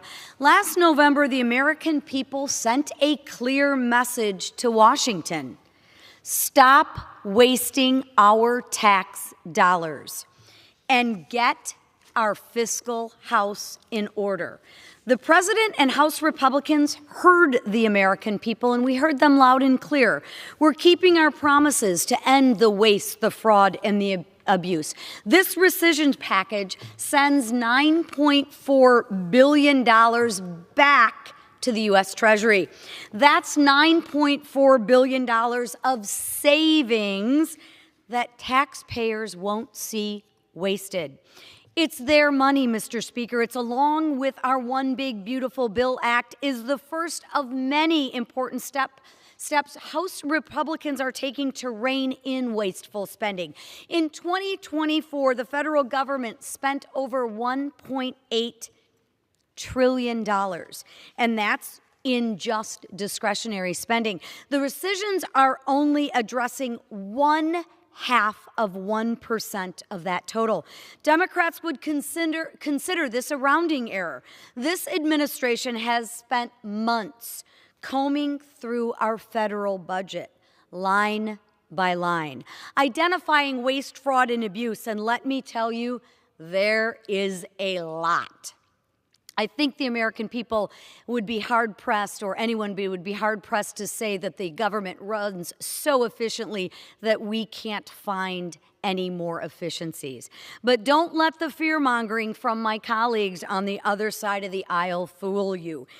Those claiming that this rescissions will harm people in other countries, I'm going to say that again, those Democrats saying that these rescissions will harm people in other countries are missing the point. It's about people in our country being put first. It is about putting Americans first. What a concept. Because American citizens support ending the waste, the fraud, and the abuse in places like USAID. A yes vote today will stop wasteful spending on programs like $500,000 for electric buses in Rwanda, $4 million for a bean system research, $67,000 for feeding insect powder to children in Madagascar. Again, okay, $3 million for Iraqi Sesame Street. I mean, Lord knows the Iraqi children need a little big bird in their life, right? It's a good use of $3 million taxpayer monies. I might want to use that $3 million on maybe some homeless vets or something like that. But anyways, how about we take some of that cash back? $4 million for sedentary migrants in Colombia. Seems like an oxymoron, but $2.5 million for teaching young children, get this, how to make environmentally friendly reproductive health decisions. Scratch my head on that one. $833,000 for services for transgender people, sex workers, and their clients and sexual networks in Nepal. Yeah, the list goes on and on. I'm sort of embarrassed to read it. But Americans know the federal government is wasting money. And they're wasting Americans' taxpayer money. And House Republicans are going to stop wasting your tax dollars. It's really simple. Because we're focused on actually putting the American people first. You know, the American people in which whom we represent. Not whether the people in Zimbabwe have vegan food to eat, and not electric buses in Rwanda. This is what those on the other side of the aisle want to defend. The waste, the fraud, the abuse. They actually advocate for it. I urge my colleagues to join me in voting yes to end the insanity and actually put Americans first. Let's rescind wasteful spending. It's really simple. Mr. Speaker, I reserve the balance of my time. Gentlewoman reserves. The gentlewoman from Connecticut is recognized. Mr. Speaker, I yield myself 5 minutes. I am opposed to this bill to aid and abet billionaires in stealing from the American people, and which does nothing to help the American people with the cost of living. Since taking office, President Trump and Elon Musk unlawfully have stolen funds appropriated by the Congress, passed by Republicans and Democrats in the House and in the Senate, signed into law by the President, upending the separation of powers and our constitutional order. For what ends? That's to hand billionaires and the biggest corporations who already pay little or no taxes, give them another massive tax break. It's $4.5 trillion of taxpayers. You want to talk about wasting taxpayers' dollars? This money is going to the wealthiest people and the biggest corporations. That's where you should save the money, to make our government so broken, so dysfunctional, so starved for resources, so full of incompetent political lackeys and bereft of experts and professionals that its departments and the agencies cannot feasibly achieve the goals and the missions to which they are lawfully directed. That's where we are going. And ultimately, to embrace privatization, to give the biggest companies unchecked power, to rig the economy against the middle class, workers, and vulnerable families, ensure the American people have no faith in the ability of government to do good in their lives. My colleagues, there is no inherent authority for the president to impound steal funds. There never has been. I don't care if the president is Republican or Democrat. The late Justices Scalia and Rehnquist said so. Chief Justice Roberts and Justice Kavanaugh have said so. And by the way, they are no liberal torchbearers. The Department of Justice and the Government Accountability Office have said so. Over 200 years of American history say so. Our founding fathers designed our government, said so. Alexander Hamilton said, and I quote, "But where there is the purse is lodged in one branch and the sword in another, there can be no danger. The power of the purse resides in the United States Congress." This rescissions package dated May 28th, submitted June 3rd, 134 days after the president began unlawfully freezing funding, is an admission by President Trump and Russ Vought that they are breaking the law by impounding $425 billion in appropriated funds across government. They do not care about the consequences for Americans. This is a bill to codify the right of billionaires, to rubber stamp the right of billionaires to steal from rural and vulnerable American communities, children, the global poor, for the sake of handing even more money to billionaires. Congress needs to fight for the middle class, for the working class, and the most vulnerable, not to protect the interests of billionaires and big corporations. Members considering voting for this own the reckless cut done by Elon Musk. This is a bill to shut down rural television and radio stations, cutting off coverage of local news, eliminating emergency information like severe weather alerts, jeopardizing access to PBS Kids' children program like Sesame Street. This is a bill to rip life-saving support away from the hungry, displaced, and sick people in developing countries and conflict zones across the globe, to end programs that treat deadly diseases and prevent pandemics. This is a bill to abandon the people of Ukraine while they resist Putin's tyranny. This is a bill to cut $400 million from PEPFAR, a paragon of American leadership, saved 26 million lives, mothers, fathers, sons, daughters. Instead of facing a death sentence, people supported by PEPFAR are raising families, building their communities, helping their communities grow and develop it.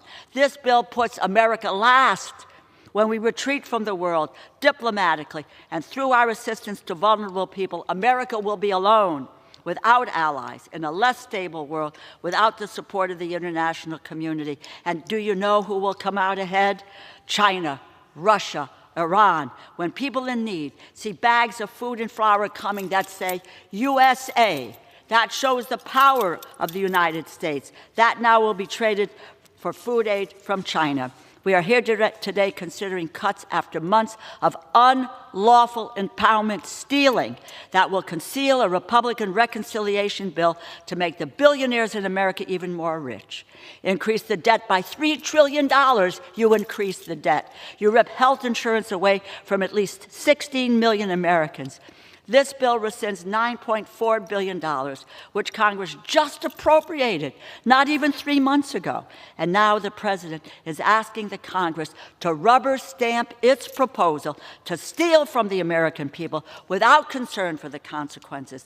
This bill does nothing to help the American people with the cost of living. The President said he was going to bring it down on the first day. He's done nothing but made it worse. I strongly urge my colleagues, oppose this bill. It forfeits our global leadership. It undermines national security, steals from the American people to hand more wealth to billionaires. Thank you, and I reserve. Gentlewoman reserves. Thank you, Mr. Speaker. I just want to make sure we're talking about the rescissions. Members are reminded to refrain from engaging in personalities toward the President. From Michigan is now recognized. I just want to clarify, we are having a debate on the rescissions package, correct, Mr. Speaker? Anyways, Mr. Speaker, I yield 1 minute from the gentleman from Florida, Mr. Mast. The gentleman from Florida is recognized. Thank you, Ms. McLean. Yeah, I could use my minute for a number of things, but I think I'm going to use it now to apologize to all of you in the gallery. I'm sorry. You just literally had to listen to somebody lying to all of you directly. How many times did she say the word billionaire? How many times did she try to say that she was trying to do something, we're trying to do something to enrich billionaires? That's not taking place at all. We're cutting waste, fraud, and abuse. Billions of dollars going to Canadian Lesbian Justice Foundation and transgender sex worker networks in Nepal and a whole list of things. I would say that among the definition of things that we could do to eliminate those programs would be the definition of saving the American taxpayer money. I'm going to leave it at that.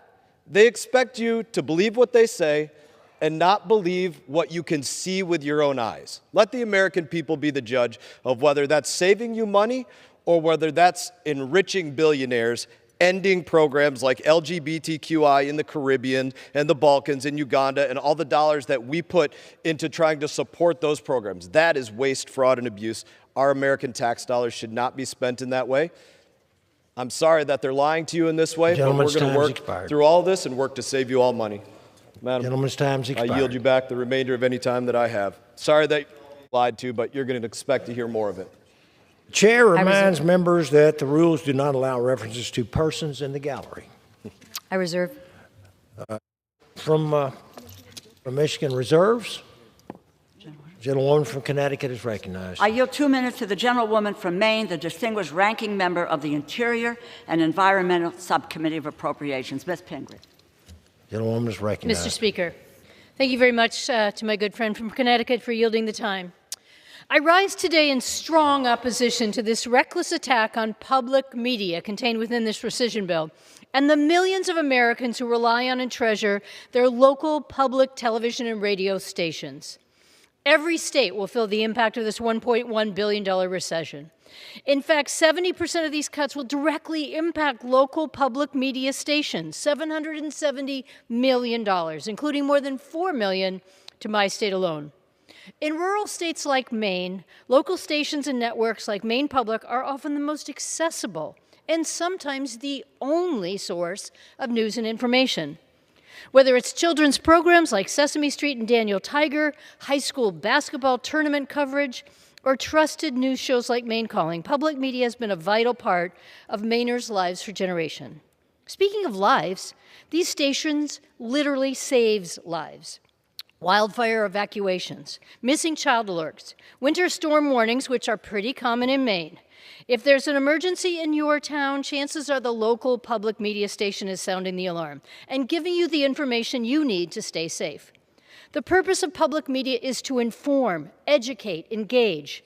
It makes people's lives better and has undoubtedly made our country stronger. And this president wants nothing more than to destroy it. This is not about fiscal responsibility or finding waste, fraud, and abuse. Do you know how much these services cost per year? Less than $2, less than 1 cup of coffee. It's certainly not about cutting something people don't like. 70% of Americans support public media. In this political climate, that kind of consensus is unheard of. This is about one thing: the president's vendetta against the free press and his authoritarian desire to control the media. Public media enriches our lives, nourishes our minds, and makes our communities safer. It deserves to be preserved and protected, not gutted to score political points. I urge my colleagues to vote no on this rescission, and I yield back. Gentlewoman's time has expired. The chair. Gentlewoman from Connecticut reserves. Gentlewoman from Michigan recognized. Mr. Speaker, I yield 1 minute to the gentlelady from Iowa, Ms. Henson. Gentlewoman is recognized. Washington status quo in November, demanding an end to unelected bureaucrats misusing taxpayer resources. President Trump's rescissions package cuts $9.4 billion, including $3 million for Iraqi Sesame Street, $6 million for net zero cities in Mexico, and $1 million for voter ID in Haiti, not here in the United States. We're only scratching the surface with this package, but imagine being able to redirect those dollars to veterans care or specialty crop programs in a state like mine. This package also rescinds funds for NPR and PBS. For decades, public broadcasting has not adhered to objectivity standards enshrined in law.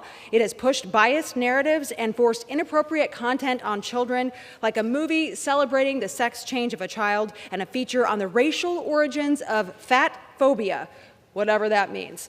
Children should not be fed woke propaganda, certainly not on the taxpayer dime. That is coming from a former broadcaster. And I want to thank President Trump for exposing this waste and working to protect America's hard-earned dollars. I urge my colleagues to join me in passing this bill, and I yield back. Thank you, Mr. Speaker. Yield.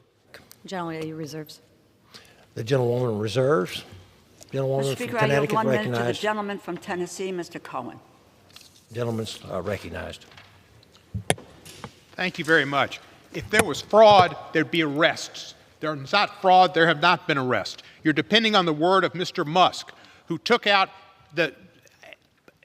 from the president of Argentina a chainsaw and waved it around, a chainsaw. He took a chainsaw to the budget, not a scalpel. You want to improve something, improve it. Kennedy Center, you want to improve it? You want hee-haw? Have hee-haw, but don't get rid of the Kennedy Center. There will be people who will die.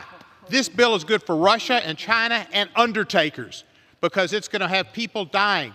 Bill Gates said this is the richest man in the world, Musk, taking advantage of and killing the poorest children in the world. They're not going to be getting PEPFAR programs created by George Bush. They're not going to get sustenance that they need that's rotting in ships right now. Don't end it, mend it. This is a terrible bill. This is Musk's bill on drugs. I yield back. Expired. Reserve. Members are reminded to address their remarks to the chair. Please, sir. Gentlewoman reserves. Gentlewoman from Michigan, you're recognized. I'll just remind you, fear-mongering at its best. I now yield 1 minute to the gentleman from Florida, Mr. Bean. Gentleman's recognized. Thank you very much, Mr. Speaker, and thank you, Chair McLean. Mr. Speaker, I know there are budget hawks, and I know there are people that care about the deficit, which should be everybody in this room. I know they are getting impatient. They're wondering, when is the House going to finally take action and make the DOGE cuts official? The answer, Mr. Speaker, is today. Today is the day we take the first step in restoring fiscal discipline and getting our nation back on track. H.R. 4, the Recissions Act of 2025, cuts unnecessary spending and ensure tax dollars are not wasted on reckless foreign aid. No more tax dollars to fund DEI programs in Serbia. No more tax dollars to fund DEI musicals in Ireland. No more tax dollars to fund electric vehicles in Vietnam. Taxpayers, Mr. Speaker, you know, have said enough is enough. I say enough is enough. Let's pass this bill, Mr. Speaker, and let's go get them. I yield back. Gentleman's time's expired. Gentlelady reserves. Gentlelady reserves. Speaker, the gentlelady from Connecticut recognized. I yield 1 minute to the gentlewoman from Washington, Ms. Jayapal. Recognized, please. Thank you, Mr. Speaker. This rescissions package is all about going back on the agreements that Republicans just made in March. It's about the fact that Congress had approved this funding before Elon Musk took a literal chainsaw, an illegal chainsaw, to foreign aid and public broadcasting and a whole bunch of other things that Americans care about. And then guess what? The court said no. So now Trump has ordered his minions here in this House to go back on their own agreements and undermine your own authority to appropriate money, all so that they can legitimize his sometimes shadow president, Elon Musk. This is yet another betrayal bill. It slashes USAID funding even more, and the cuts have already killed 300,000 people across the world. It will kill even more. It destroys our global leadership, and it's yet another attack on free speech in our country by slashing money for public TV and broadcasting that are many Americans' only source of news, weather, and children's programming. Vote no on this bill. It is another betrayal. I yield time's expired. Reserves. Gentleman from Michigan. That we can have free speech in America. The government just doesn't need to fund it. But with that, Mr. Speaker, I yield 1 minute to the gentleman from Indiana, Mr. Mesmer. The gentleman's recognized. Thank you, Madam Chairman. Mr. Speaker, I rise today in support of H.R. 4, the Recissions Act of 2025. For decades, Americans have been waiting for their leadership to deliver on the promise that fiscal responsibility was on its way. Wasteful spending of taxpayer dollars have been overlooked for far too long, and for far too many years, leaders have kicked the can down the road, hoping a future Congress would make the hard decisions required to stop the financial bleeding. As a proud Hoosier, I know that if we are doing our best to live within our means of our family, the government should do no less. Congress must deliver on the promise of safeguarding American taxpayer dollars, and I'm proud to vote today to make this first initial step to eliminate wasteful government spending. The Department of Government Efficiency did our country a great service in lifting the veil on how much fraud, abuse, and terrible waste of taxpayer dollars is truly happening in our government agencies. By passing the Recissions Act today, I join my colleagues in showing Americans that we hear them and we know that this change must be made. It's high time we work toward getting our fiscal house in order, and this is the first step. I yield back the remainder of my time. Gentlewoman reserves? I reserve. Okay. Gentleman from Mr. Speaker, I yield 5 minutes to the gentleman from New York, the distinguished ranking member of the Foreign Affairs Committee, Mr. Meeks. Gentleman's recognized. I want to thank the ranking member for allowing me to speak. Mr. Speaker, this recessions package isn't about fiscal responsibility. It's about abandoning America's legacy of compassion, ceding global leadership, and turning our back on the most vulnerable. The president's demand to slash $8.3 billion in life-saving foreign assistance is plunging America deep into moral bankruptcy. Because despite what Secretary Rubio and others have falsely claimed, cuts to U.S. foreign assistance have caused unnecessary deaths around the world. And the cuts in this rescissions package, based on outright lies, will cost many more lives. Now, maybe they don't care about lives, but I think we have a moral obligation that we should. And my Republican colleagues should know better. Why? Just months ago, they voted for this funding. They understood, and I believe they understand now, if they would tell the truth, that we all should and all know that foreign assistance is smart policy and a national security imperative. Rescinding these funds now will have a real and immediate consequences. This package cuts $400 million from PEPFAR. These aren't Democratic pet projects, as some would have you believe. PEPFAR was established by President George W. Bush and saved more than 26 million lives while slowing the spread of HIV/AIDS around the world. Cutting these kinds of funds is another death sentence for children and women who depend upon our life-saving medication that cost us just pennies. It cuts $1.3 billion from humanitarian assistance, while over 300 million people around the world urgently need food, shelter, and Medicare. These aren't abstract numbers. These are real lives that are at stake. It also, and to justify these cuts, the president has misled the public about the very agencies carrying them out. Take USAID, for example. It has never failed an audit, never been found out of compliance with laws or regulations. In 2022, it ranked third among 9 federal agencies for evidence-based budgeting and decision-making. Now let's contrast that. Contrast that with the Department of Defense, who's getting more money. The Department of Defense, which has failed its audit 7 years in a row. Failed their audit.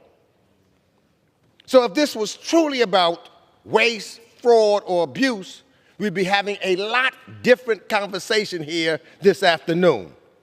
This package also slashes funding for UNICEF, which works to protect children around the world and means yanking more than 40 million kids out of school. It eliminates programs that helps almost 4 million people have clean drinking water. This package hands, you know, who's excited about this package? I can tell you who's excited about it.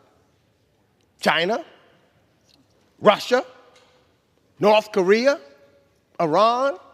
They're excited about this package because they would love to do this themselves if they could, because they know that that takes away who we are in our relationships, and then they will try to jump in. They are laughing. They are happy because they see us surrendering, because that's what this is. This is a surrender. We cannot be fooled by this budget talk. You know what? Look at it. These funds really are less than 1% of our overall federal budget. Less than 1%. Meanwhile, if you look at what the Trump administration and our GOP colleagues are doing, they are actually adding deficits of trillions of dollars to do what? To give tax breaks to billionaires. So this is not really about fiscal restraint. This is about saving lives, is what we should be talking about. Those billions of dollars that they're going to get in tax cuts is not going to change the lives of those billionaires. Let us reject this bill, this recession bill. Let us vote no and restore the money to save lives. Thank you. Thank you. Gentlewoman reserves. Gentleman from Michigan. Mr. Speaker, I yield 1 minute from the gentleman from North Carolina, Mr. Harris. Gentleman's recognized. Thank you, Madam Chairman. Mr. Speaker, if we can't unite and say no to exporting transgender ideology abroad, if we can't say no to taxpayer-funded left-wing propaganda, and we can't say no to funding pet projects that put America last, then what is the point of being called a Republican? Mr. Speaker, I rise today to urge my colleagues to defund NPR, PBS, and USAID. For decades, Republicans have campaigned on being fiscal conservatives, but all we have to show for it is a national debt skyrocketing towards $37 trillion. Let me be clear. There is nothing fiscally conservative about forcing taxpayers to fund vegan food promotion in Zambia, voter ID in Haiti. We were sent here to do government differently, and nothing could be a clearer test of our commitment than to pass this rescission package. The time to act is today. If we continue on our track, our grandchildren will be enslaved to a debt that will dwarf our current monstrosity. And Mr. Speaker, with that, I yield back my time. Ms. Time's expired. I reserve. Gentlewoman reserves. Mr. Speaker, I yield 3 minutes to the gentlewoman from Massachusetts, the distinguished Democratic whip, Ms. Clark. Gentlewoman's recognized. Thank you, Mr. Speaker. Sunday is Father's Day, and what do dads want? They want a fair shot. They want to know if they work hard, they can provide for their families. But right now, most families in America can't even afford the basics. 60% of families in the richest nation on earth cannot afford the first rung of the American dream. So what are my Republican colleagues doing about that? They voted for a big, ugly bill that makes it even harder to raise a child in America, takes away health care from 16 million Americans, takes food benefits from working parents. They're cutting $500 billion from Medicare, and they're hiking costs of everyday items with their tariffs, all to fund tax breaks for the billionaire class. That alone is a betrayal of working families. But the GOP is not stopping there. They're not stopping at dismantling people's financial security. Today, they're threatening their physical security. Because when you defund public broadcasting, you are defunding emergency broadcasts. During hurricane season, tornado season, wildfire season. And that's not even enough. They have to take even more. Today, you are also voting to dismantle our national security. There are 3 shields that defend our homeland: defense, diplomacy, and development. When you destroy our capacity to address famine, control disease, and build infrastructure in developing nations, you are ceding our power to our rivals. You are planting the seeds of future wars. A prominent Republican said this week he just couldn't justify these investments. And in this debate, I have heard that this is about putting America first. What are you talking about? You just cut food programs and health care for American families. And here's what you fundamentally don't seem to understand. There is no security for billionaires in this country without security for a hungry child. There's no security for the ultra-rich donors without security for working parents. In the words of President Kennedy, if a free society cannot help the many who are poor, it cannot save the few who are rich. Please vote no. I yield back. Gentleman's time's expired. Gentlewoman reserves. Gentlewoman's recognized from Michigan. I yield 1 minute to my friend from Ohio, Mr. Jordan. The gentleman's recognized. Thank you, Mr. Speaker. I thank the gentlelady for yielding. This bill is real simple. Don't spend money on stupid things, and don't subsidize biased media. I mean, there's all kinds of media that's biased that they can take care of themselves. MSNBC proves that every single day. Think about the NPR, the statement just made about NPR. We had a Uri Berliner, award-winning journalist who worked for NPR for over 20 years, decided NPR had lost its way and did ask a basic question. Basic question. What's the political affiliation for the editors for NPR in the Washington, D.C. area? And guess what he found? 87 editors, political affiliation, 87 Democrats, 0 Republicans. Not 44-43, not 50-37, not Not 60-27, 87-0. This bill simply says, stop subsidizing. They can make money on their own. All the other media outlets do it. And quit spending money, taxpayer money, hard-earned taxpayer money on stupid things. I urge a yes vote. Gentleman's time expired. I reserve. She reserves. Woman from Connecticut, you're recognized. Speaker, I yield 1 minute to the gentleman from New York, the distinguished Democratic leader, Mr. Jeffries. Gentleman's recognized. I thank the distinguished gentlelady from the great state of Connecticut for yielding and for her tremendous leadership in pushing back against this reckless Republican rescissions package. It's extraordinary to me that once again we're on the floor of the House of Representatives, not debating legislation that Republicans bring forward, Mr. Speaker, that is designed to lower the high cost of living in the United States of America, a promise that Republicans repeatedly made last year to the American people and now have repeatedly broken.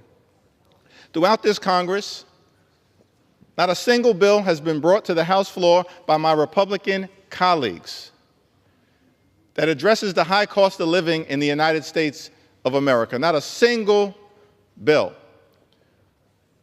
House Republicans and President Trump promised that costs were going to go down in the United States of America. In fact, they said costs were going to go down on day one.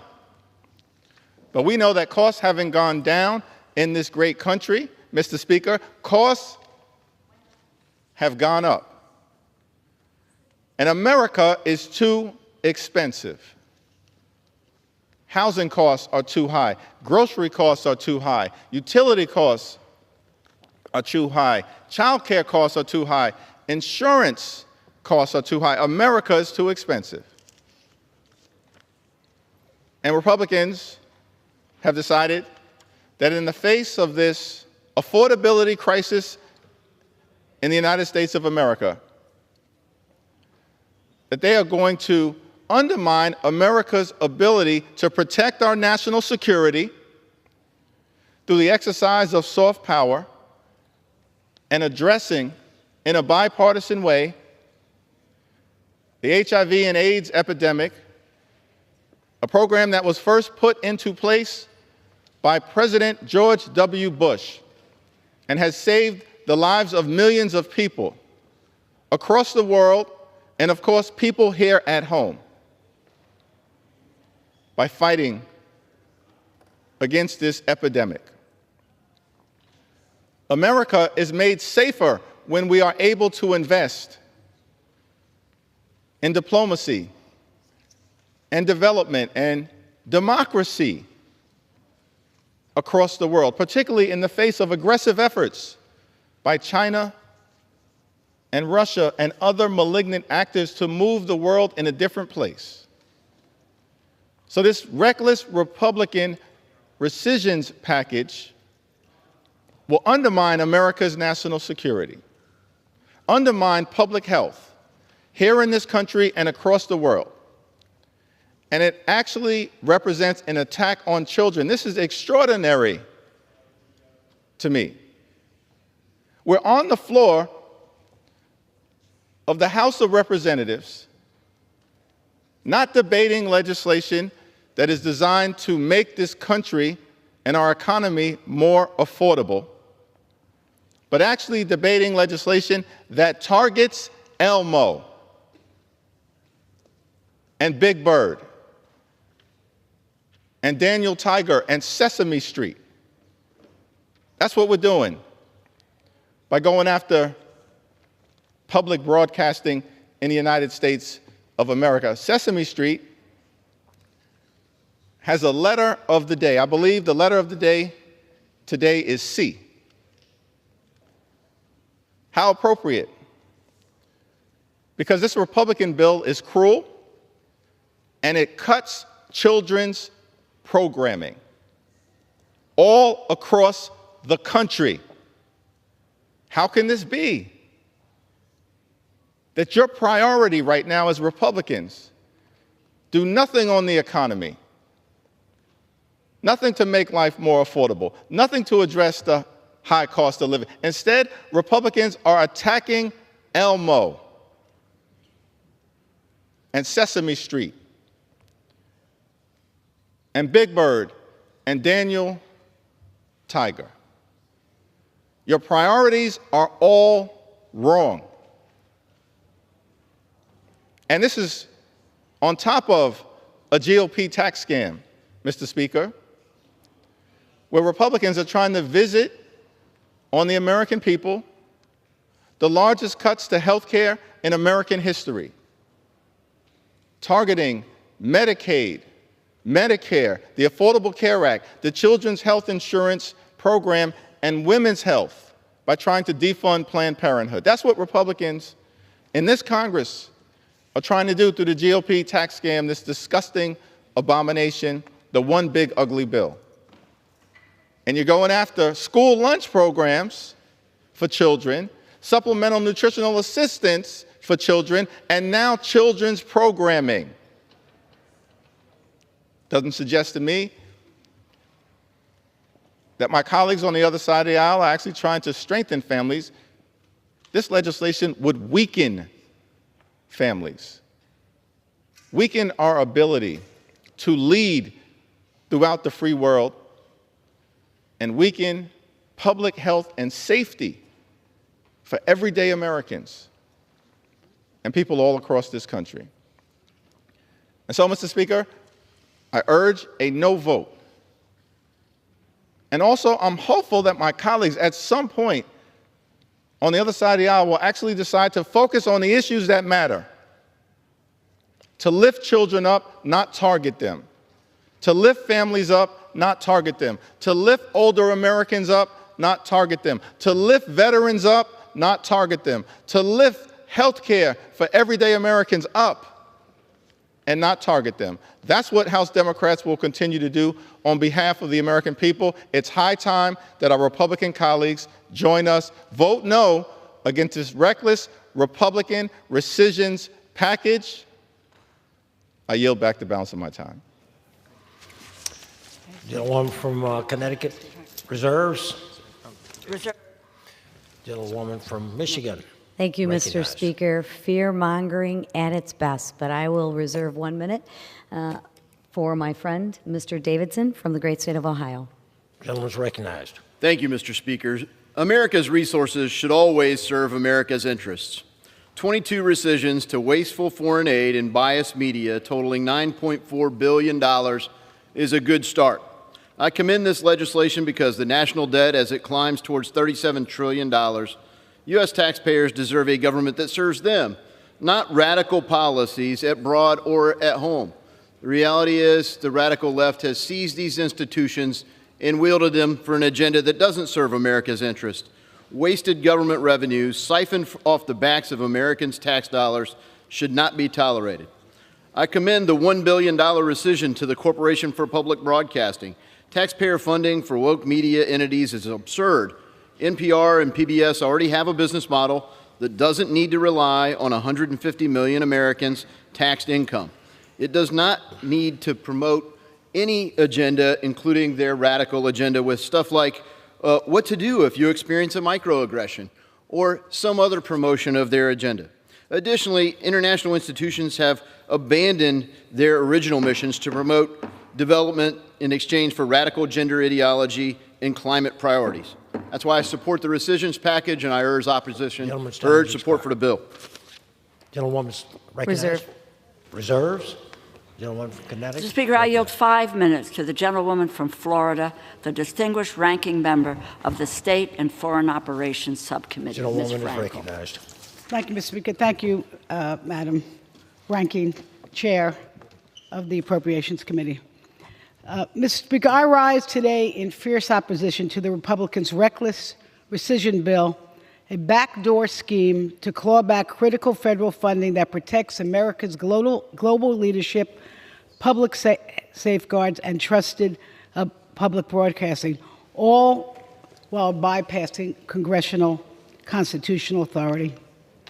Let's be clear, this is not a budget tweak. It's an attack on our values, a direct hit to our national health, safety, and prosperity, and a green light for authoritarian overreach. This package guts essential investments in international development and humanitarian programs life-saving tools that fight disease, prevent terrorism, supports democracy, and open markets for Americans' businesses. And here's the kicker, Mr. Speaker. Congress approved this funding just 2 months ago, and Donald Trump signed it into law. And now Republicans want to rip back the cover just to, I should say, cover up the massive hole they are blowing in the deficit with tax giveaways for billionaires.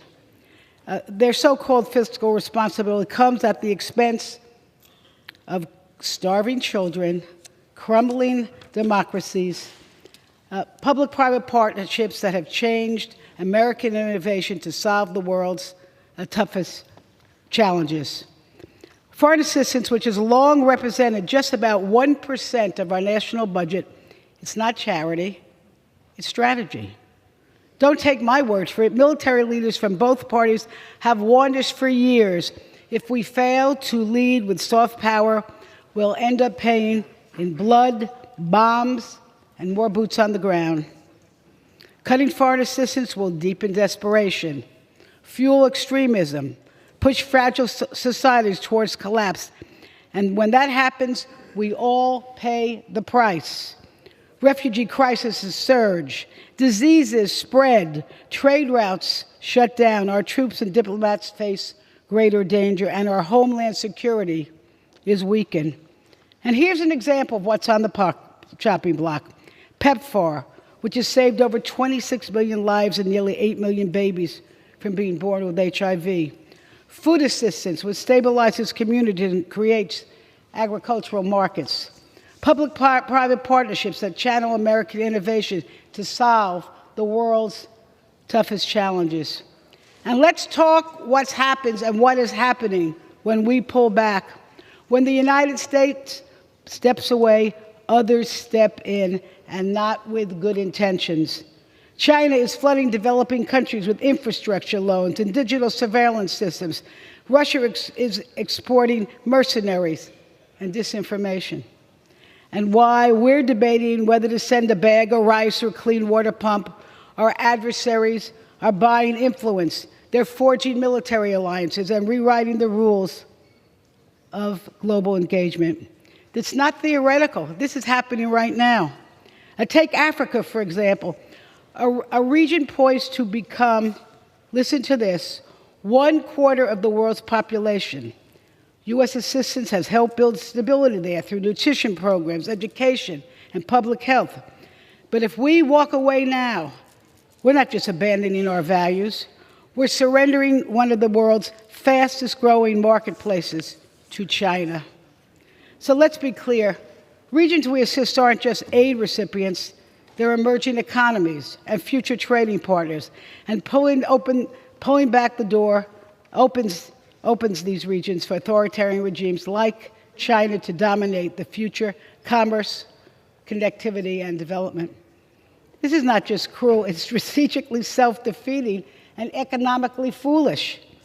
Make no mistake, this precision package is Project 2025 in action, dismantling our institutions, silencing our oversight, and handing U.S. global leadership over to the dictators on a silver platter, leaving us alone in the world. And this bill attempts to rubber stamp the Trump administration's illegal actions, blocking funding already approved by Congress, firing career public servants, and hollowing our entire agencies. And let's be honest, this is not going to lower the cost for American families. It is not going to reduce the deficit, but it will make the world more dangerous, make Americans less safe. Just give me 30 seconds. Gentlewoman's time's expired. And make us less prosperous. I urge no on this bill. Gentlewoman reserves. I'm good. The gentlewoman from Michigan is recognized. I yield 1 minute to the gentleman from Florida, Mr. Fine. Gentleman recognized. Thank you, Mr. Speaker. You know, I've heard from my colleagues on the other side that we should be focused on issues that matter, that we should be thinking about our kids. As I lay awake at night here in Washington, I've only been here a couple months, but as bad as I thought it was going to be, it is far worse. because Rome is burning.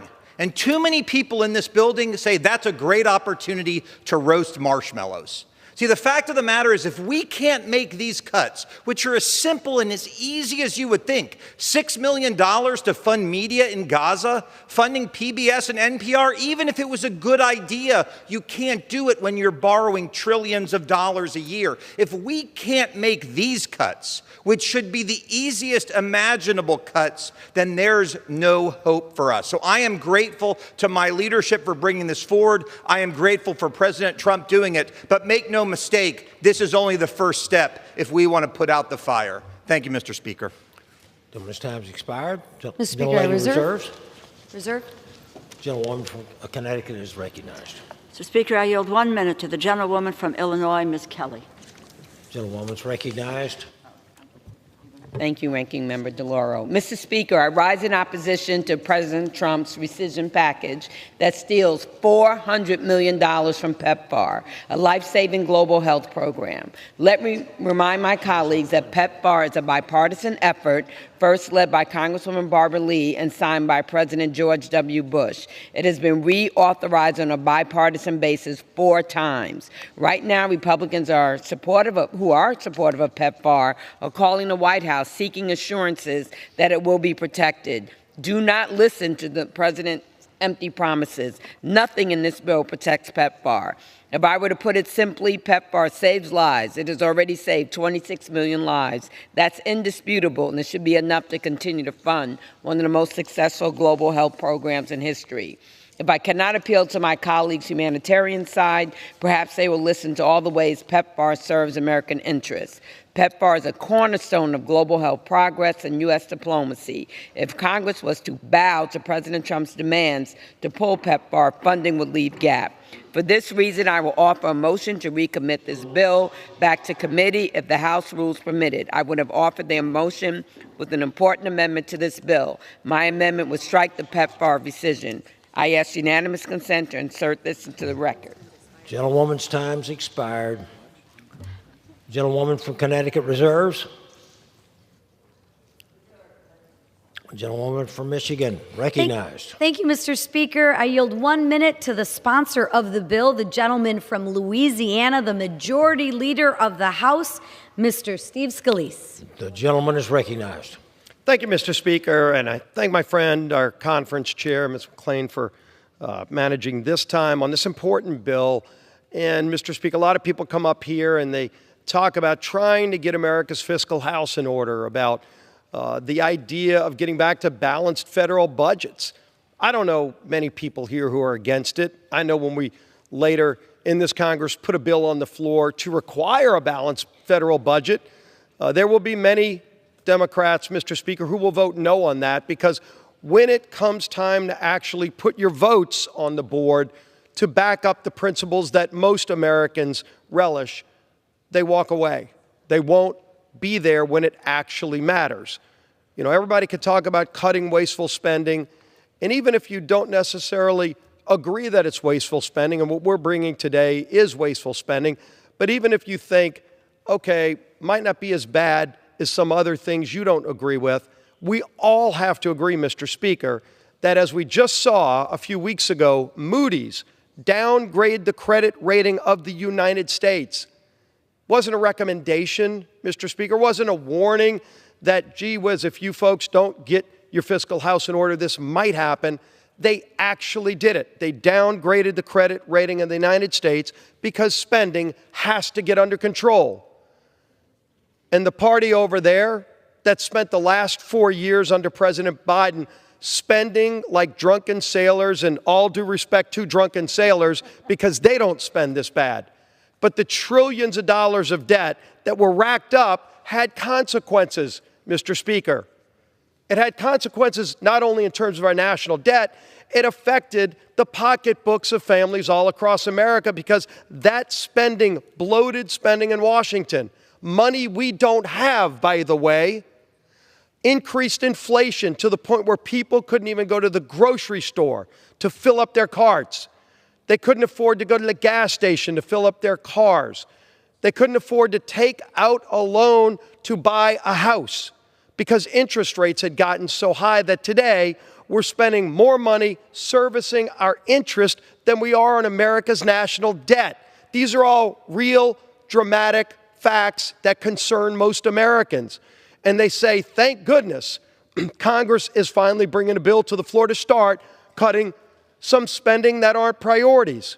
Call it wasteful if you want, call it whatever you want, but these aren't things that we can afford to spend, even if you agree with them. Because it's not money we have in the bank. It's all borrowed money, Mr. Speaker. And so where did we start? Well, the White House laid out a number of things.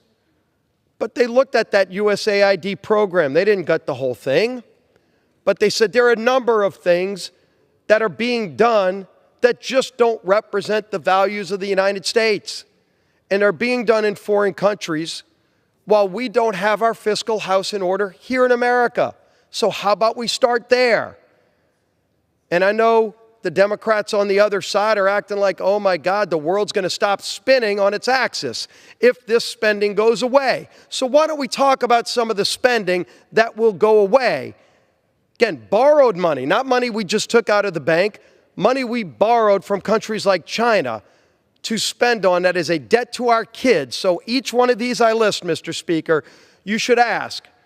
If you vote yes, you're finally relieving that debt burden. But if you vote no, you think it's okay to send this bill to our kids. We're not paying for it today, Mr. Speaker, but our kids would if we keep doing it. If the other side votes no, they want to keep borrowing money from our children to spend $1 million on voter ID in Haiti. The same party that doesn't want voter ID in America calls it racist. Wants to fund voter ID in Haiti. $6 million for net zero cities in Mexico. I know some of their best supporters are waving a Mexican flag in an American city right now, and they support those efforts. Most Americans don't, Mr. Speaker. $3 million for Iraqi Sesame Street. The minority leader held up a Sesame Street character here on the floor, as if Sesame Street's somehow going to go away.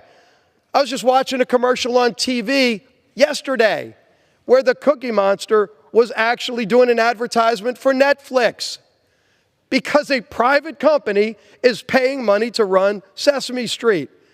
It's not going away. It's doing just fine, very lucrative. What will go away is some of the far-left radical views that are being espoused. You can, by the way, when this goes away at NPR, you can still turn on about 6 or 7 other channels and get the same far-left radical views, but they're all going to be private companies, Mr. Speaker, not taxpayer-funded entities. If somebody wants to pay money to go on one of their services that they stream or get over the top or however they get their digital content, they can still do that. And there are a lot of options, never been more options. Some people joke that they buy their services for their cable or whatever else they get, and that there's 200 channels, and they might only watch 4 or 5 of them. There is still going to be a plethora of options for the American people, but if they're paying their hard-earned dollars to go get content, why should your tax dollars go to only one thing that the other side wants to promote? Let everybody compete on a fair basis. So, they can still watch Sesame Street in Iraq, but let the Iraqi people pay for it, not the taxpayers of the United States, of America's children. Today's taxpayers aren't paying for it because it's all borrowed money. $2.1 million for climate resilience in Southeast Asia, Latin America, and East Africa. $500,000 for electric buses in Rwanda. Rwanda's more than free to go buy all the electric buses they want or diesel buses. Why should the taxpayers of America be borrowing money from our children to buy electric buses for Rwanda? $33,000 for being LGBTQI in the Caribbean. Taxpayer money that a no vote today says is more important than strengthening a program like Social Security. I say not. $643,000 for LGBTQI plus programs in the Western Balkans. Borrowed money. $567,000, Mr. Speaker, for LGBTQI plus programs in Uganda. $5.1 million to strengthen the, quote, resilience of lesbian, gay, bisexual, transgender, intersex, and queer global movement. Not sure what that global movement is. They can continue that movement in some other way, but just not with the taxpayer dollars of the United States of America's children. Again, there's no bank account that $5.1 million came out of. It's all borrowed money that a no vote says is more important than strengthening Social Security. $135 million in contributions to the World Health Organization, which we all saw during COVID was the mouthpiece for the Chinese Communist Party. I would imagine if we stop this $135 million funding, the CCP may pick it up because they were regurgitating their talking points during COVID. So at some point, Mr. Speaker, the question we've all got to answer is, number one, do you believe in fiscal responsibility? And maybe some people have other priorities than these they'd like to defund.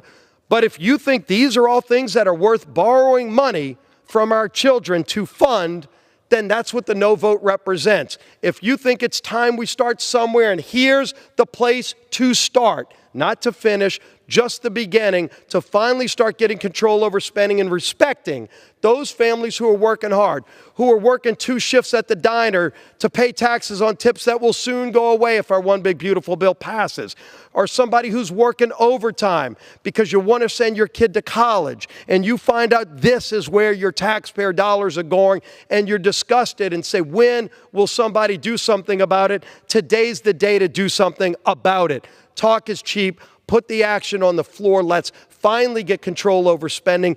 In a small way, start a bigger picture towards a balanced budget, but it starts here. Vote yes, get this done, and let's keep moving forward to strengthen this great country.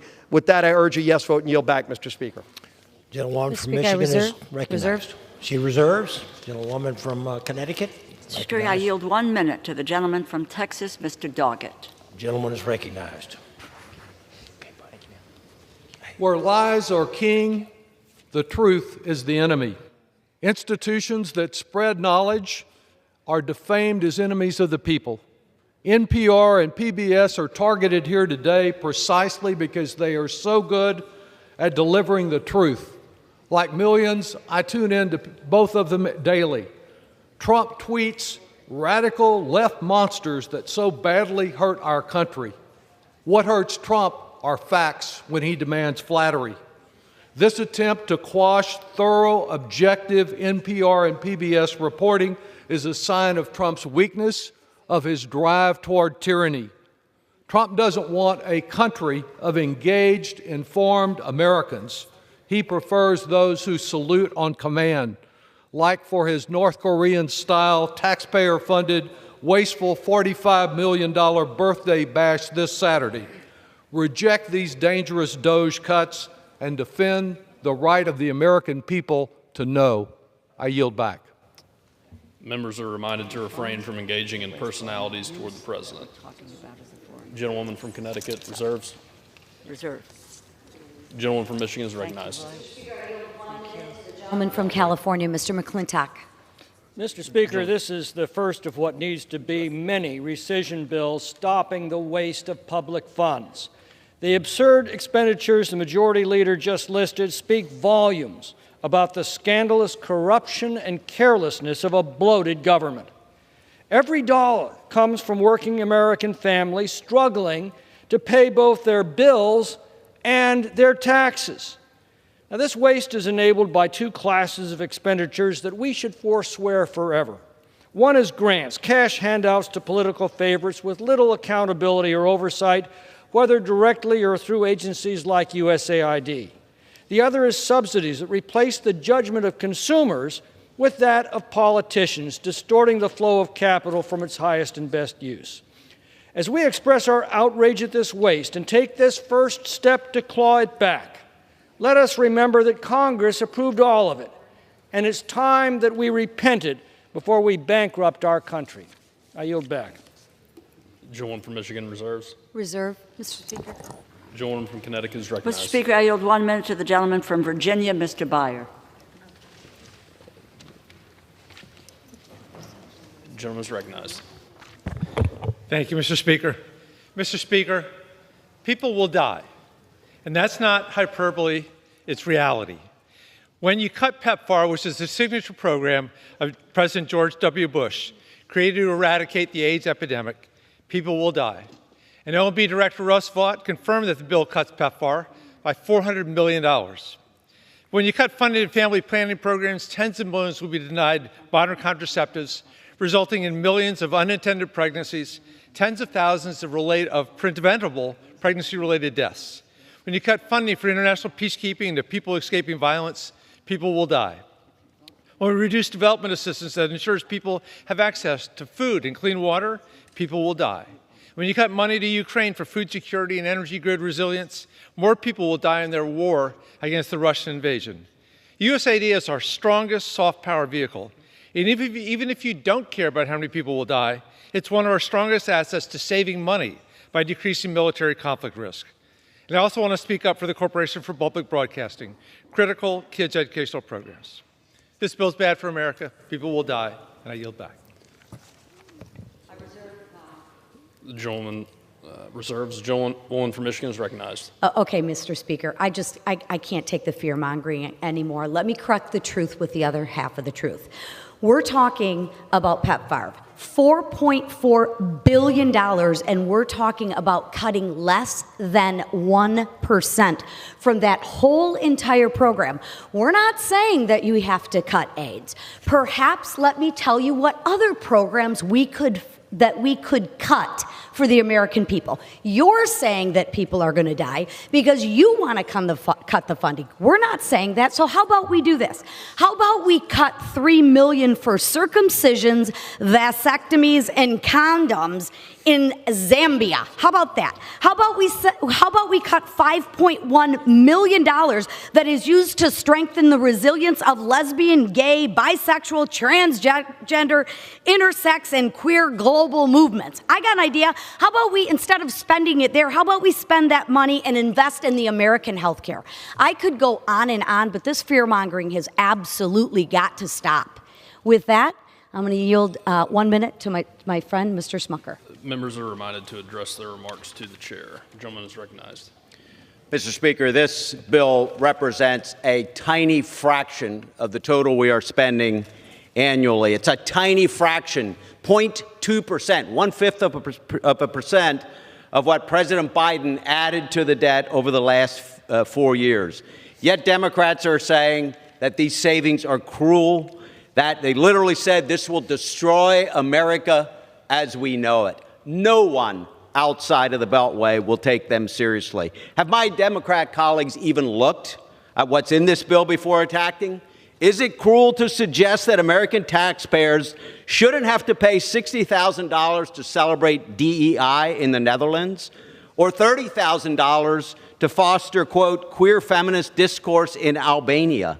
Is it cruel to cut a program spending $700,000 to expand fruit and jam sales in Honduras? By the way, speaking of jam, my last name is Smucker, but even I know that's a bad deal. Time's expired. Mr. Speaker, I can tell you what will destroy America as we know it, and that is this unsustainable debt that we are passing on to our kids and grandkids. I urge my colleagues to support this rescissions package, and I yield. Gentlewoman reserves. Gentlewoman from Connecticut.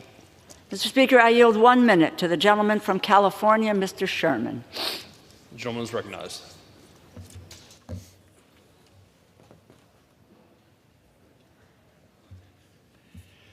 Last month, Secretary Rubio responded to me and said no one had died as a result of the gutting of USAID.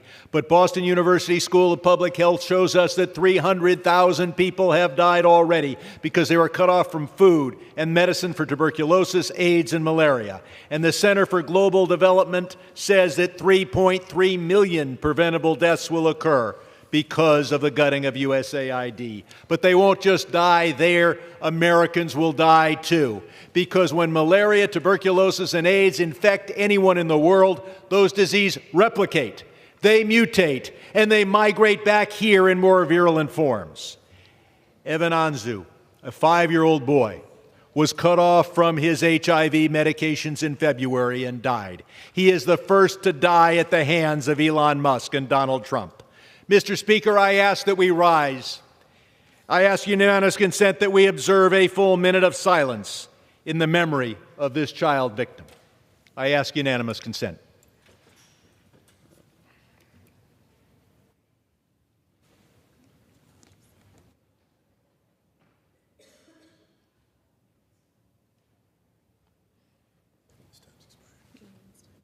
Expired. Let us remember Evan Anzu. Gentlewoman from Connecticut. I reserve. Reserves. Gentlewoman from Michigan. I yield 1 minute to the gentleman from Texas, Mr. Gill. Gentleman's recognized. Thank you, Mr. Speaker.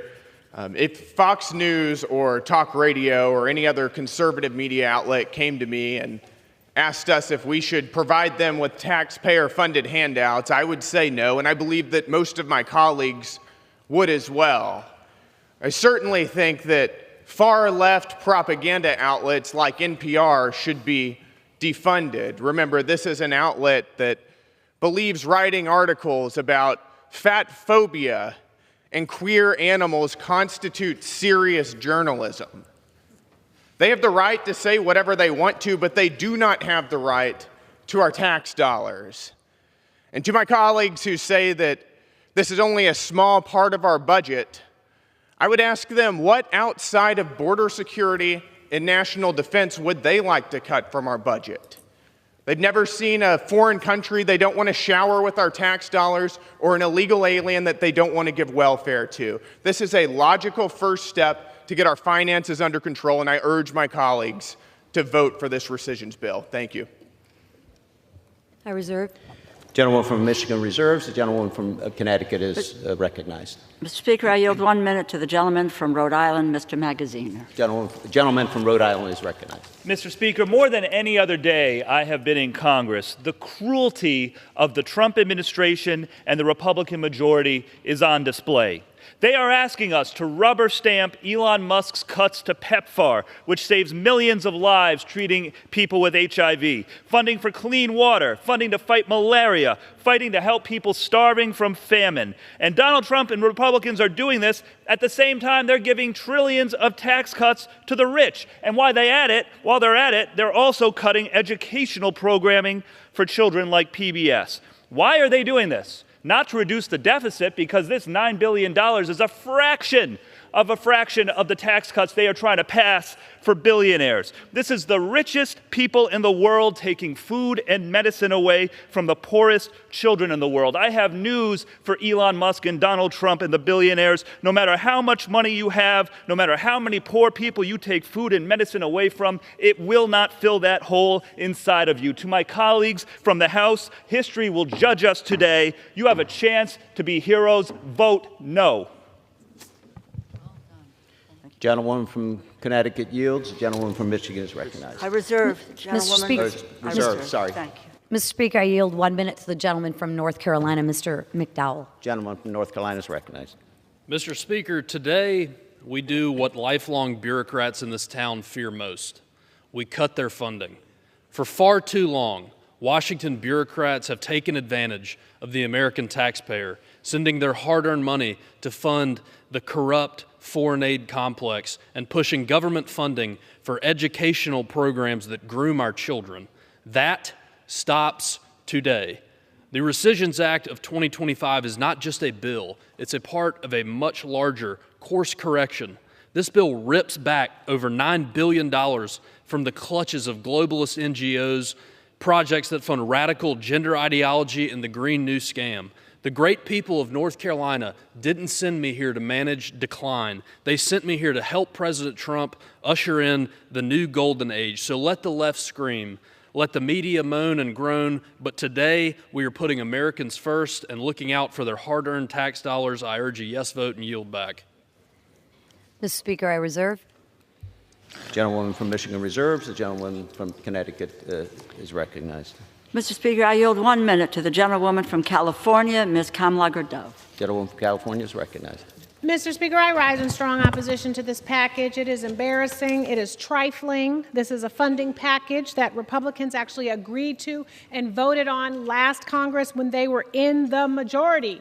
Republicans must be missing Biden now because they actually had more influence under him than under Trump. Now Republicans are going back on their own agreement and giving up their own power with this package. The real question is, why show up here if you have an orange daddy doing your work for you? This vote actually puts every Republican on record as supporting Elon's attack on democracy when even Steve Bannon said that Elon and Doge found no waste. With this package, Republicans are one step closer to a country that looks more like the adversaries we profess to oppose. Americans will be left to clean up this mess, and we will have zero standing in the international community, and we will have zero claim to global leadership while you all have killed off Elmo. I urge my colleagues to vote no on this trash, and I yield back. I reserve. Members are reminded to refrain from engaging in personalities towards the president. The gentlewoman from Connecticut reserves. The gentlewoman from Michigan yields. Thank you, Mr. Speaker. I never realized Elmo was more important to my colleagues on the other side of the aisle than the American people. But anyways, I yield 1 minute to my friend, Mr. Musser from Pennsylvania. The gentleman from Pennsylvania is recognized for 1 minute. Thank you, Mr. Speaker. I thank Chairwoman McClain for her leadership. Mr. Speaker, during President Trump's first term, we had pro-growth policies, pro-growth economy, and tax revenues growth. Then, even after COVID, the Biden administration accelerated the deficit with unchecked spending, caused the deficit to double, which increased service on the debt from $400 billion in 2019 to nearly $1 trillion last year. That's why this package takes steps to rein in irresponsible agencies. Some have been taken over by ideologues doing things that are simply not in the interest of the American people. Maybe USAID has done some good things, but they've also done many things that were totally inappropriate.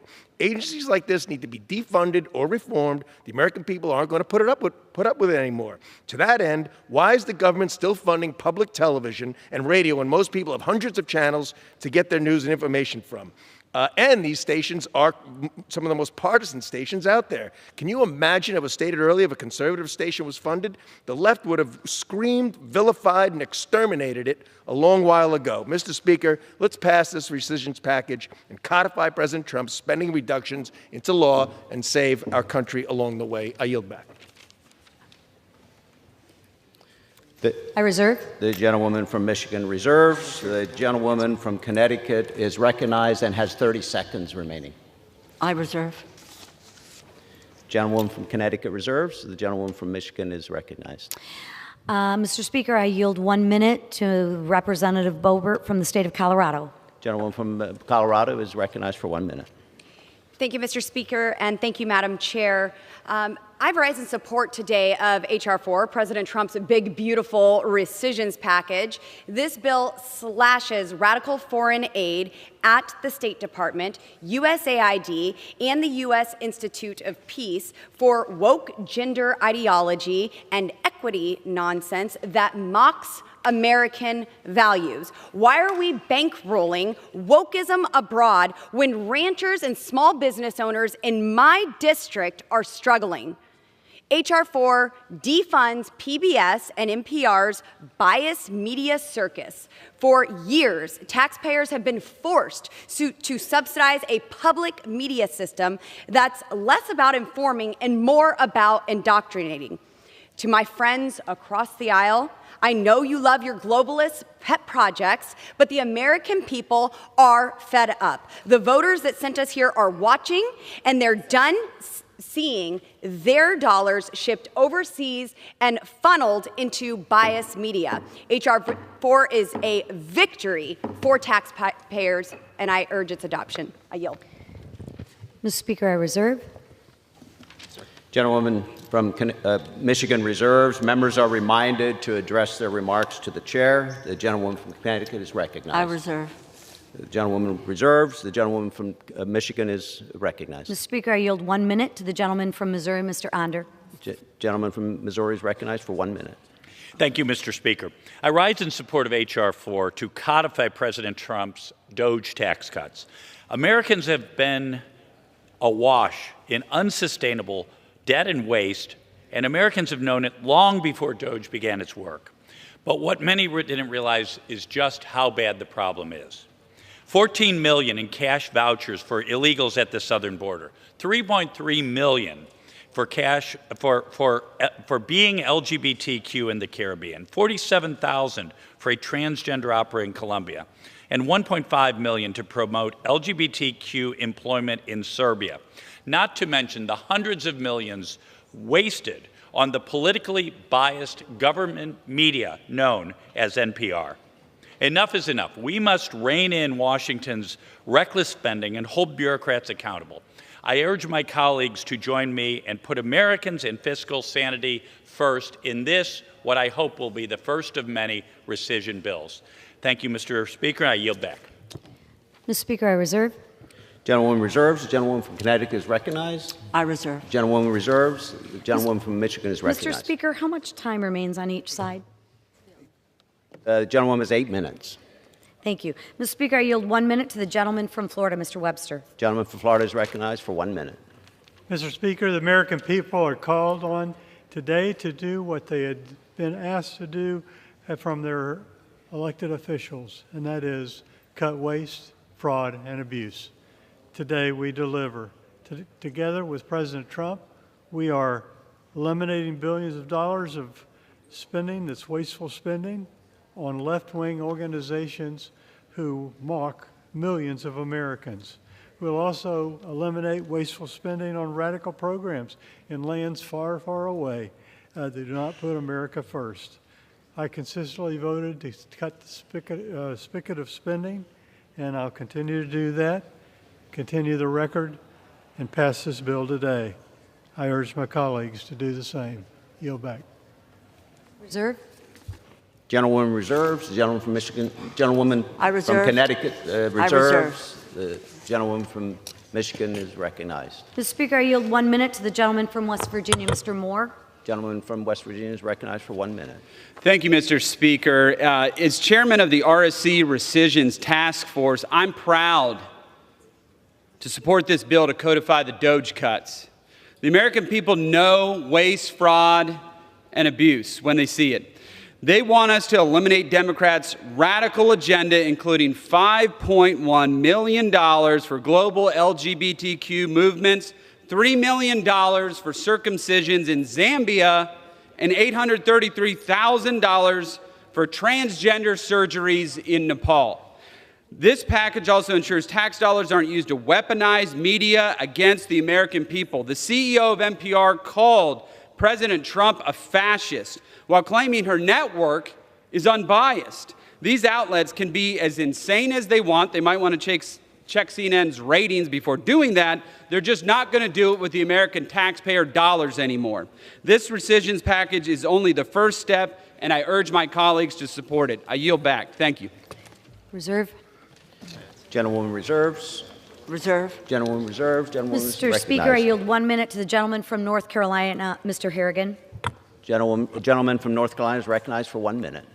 Mr. Speaker, the American people are sick and tired of watching Washington burn through their paychecks on wasteful, ridiculous, and downright offensive projects. This rescissions package is our chance to prove that we still remember who we work for here in Washington.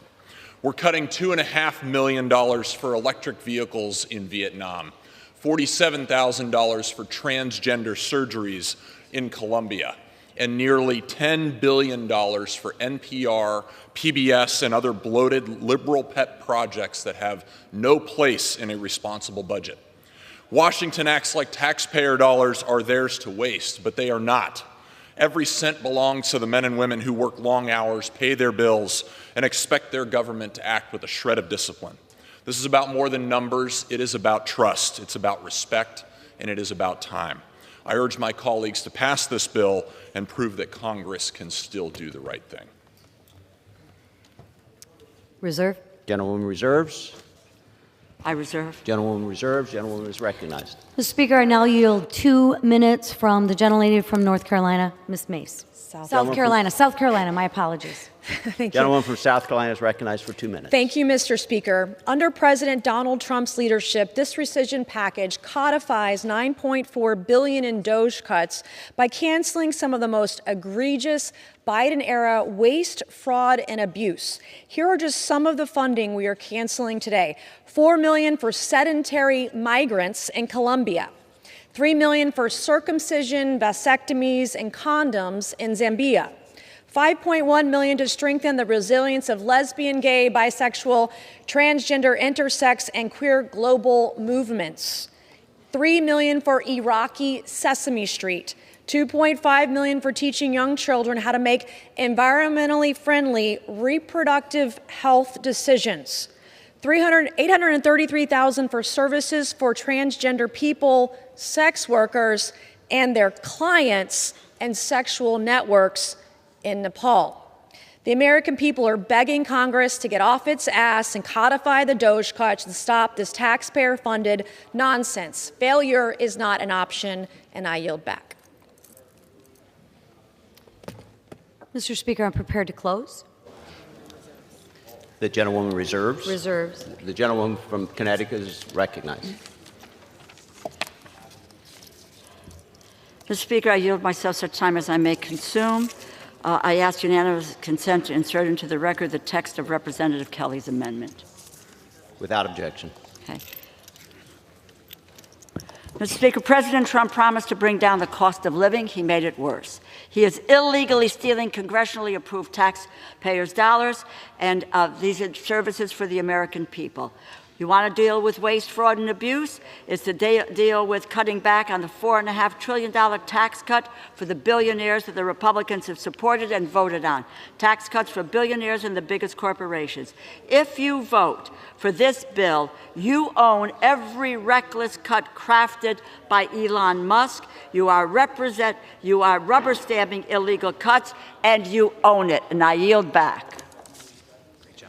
The gentlewoman yields. Members are reminded to refrain from engaging in personalities towards the president. The gentlewoman from Michigan is recognized. Thank you, Mr. Speaker. I want to be clear. These rescissions should get bipartisan support. We, as elected officials on both sides of the aisle, have been entrusted with the hard-earned tax dollars of the American people. The duly elected President of the United States has asked this Congress to protect the American people's tax dollars. It is the least we can do. The administration has identified waste, fraud, and abuse of American taxpayer dollars. It is our responsibility as representatives to act on those abuses and rescind the money. All of us should be able to vote to eliminate $45 million in duplicative spending in the African Development Program. We should all be able to support eliminating $1.7 billion for radical gender projects in the Economic Support Fund. Every member of this chamber should be able to support a rescission of $2.5 billion in the development of assistance programs.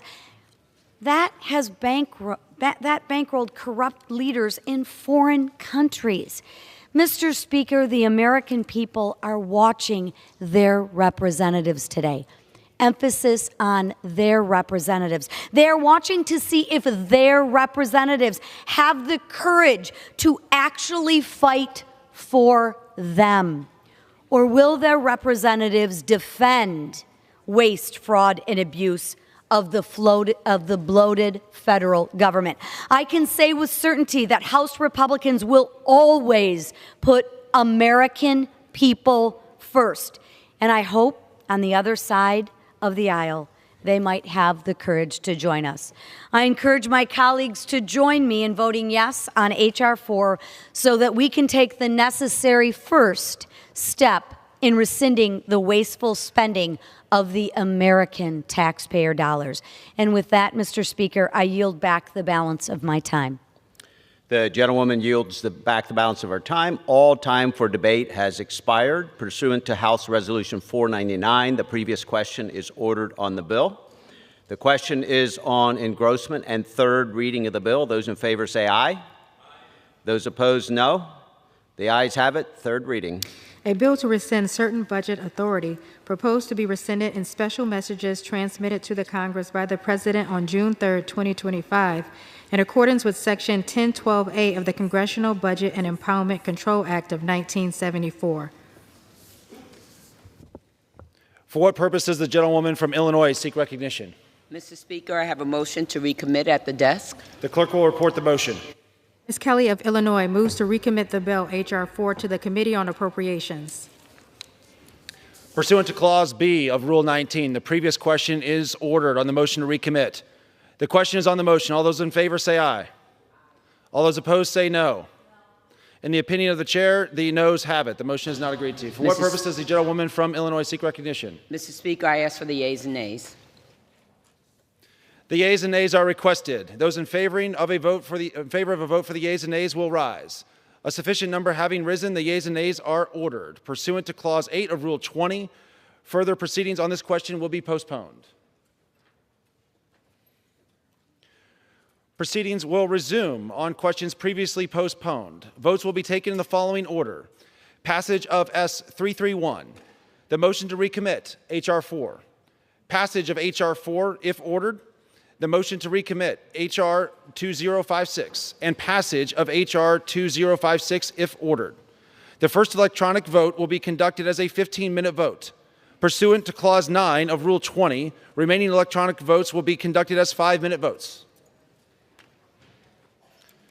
Pursuant to Clause 8 of Rule 20, the unfinished business is to vote on passage of Senate 331, on which the yeas and nays are ordered. The clerk will report the title of the bill. Senate 331, an act to amend the Controlled Substances Act with respect to the scheduling of fentanyl-related substances and for other purposes. The question is on the passage of the bill. Members will record their vote by electronic device. This is a 15-minute vote.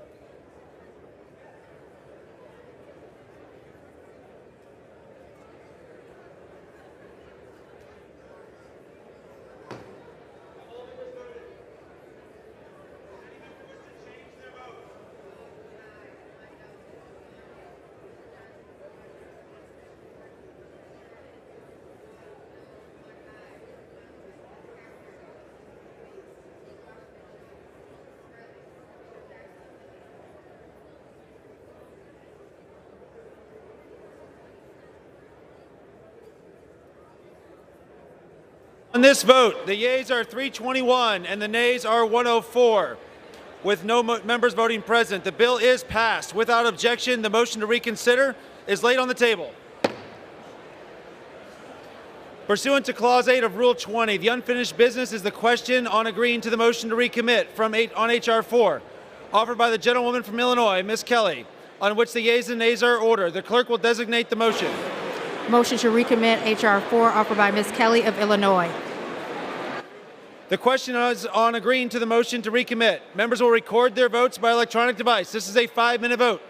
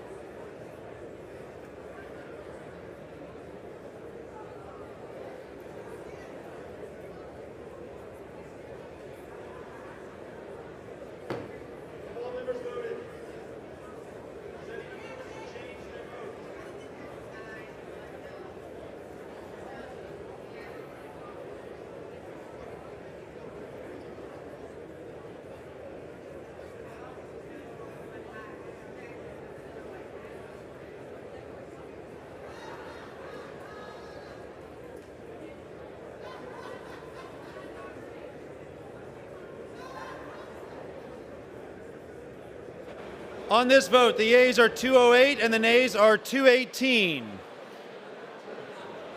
The motion is not adopted. The question is on passage of the bill. Those in favor say aye.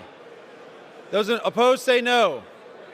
In the opinion of the chair, the ayes have it. For what purpose is the gentlewoman from Connecticut? I ask for the yeas and nays. The yeas and nays are requested. Those favoring a vote by the yeas and nays will rise. A sufficient number having risen, the yeas and nays are ordered. Members will record their vote by electronic device. This is a 5-minute vote.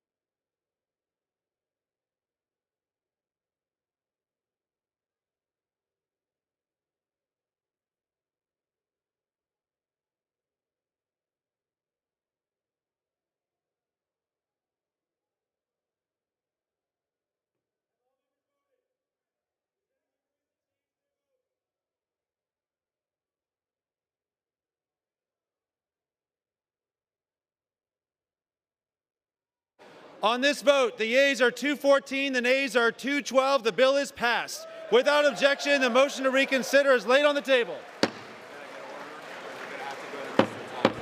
The House will be in order.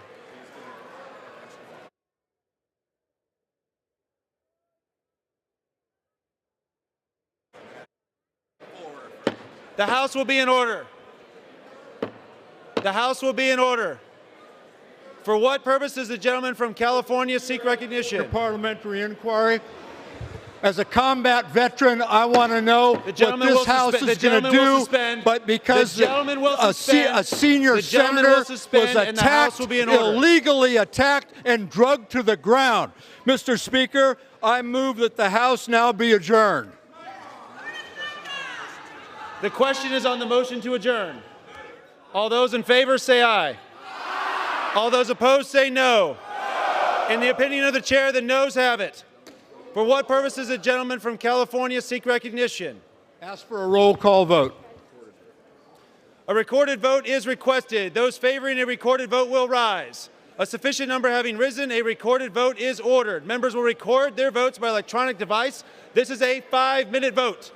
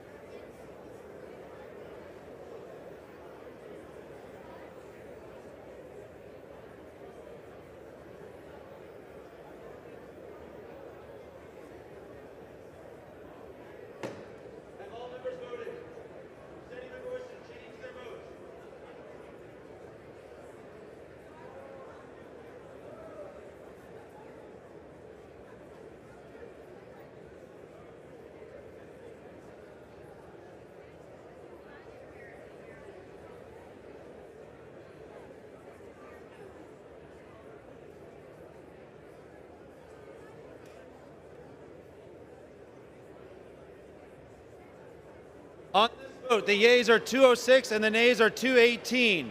The motion is not adopted. Pursuant to Clause 8 of Rule 20, the unfinished business is the question on agreeing to the motion to recommit on H.R. 2056, offered by the gentleman from Massachusetts, Mr. Lynch, on which the yeas and nays are ordered. The clerk will redesignate the motion. Motion to recommit H.R. 2056, offered by Mr. Lynch of Massachusetts. The question is on agreeing to the motion to recommit. Members will record their votes by electronic device. This is a 5-minute vote.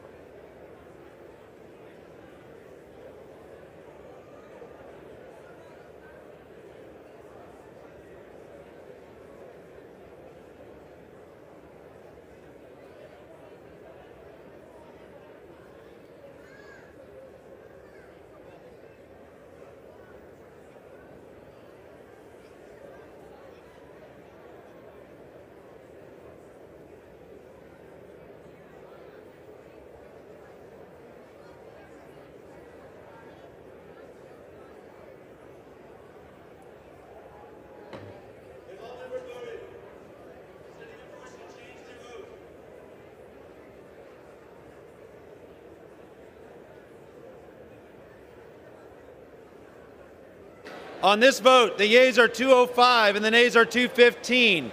The motion is not adopted. The question is on passage of the bill. Those in favor say aye. Those opposed say no. In the opinion of the chair, the ayes have it. For what purpose does the member from Massachusetts seek recognition? I ask for the call of the yeas and nays.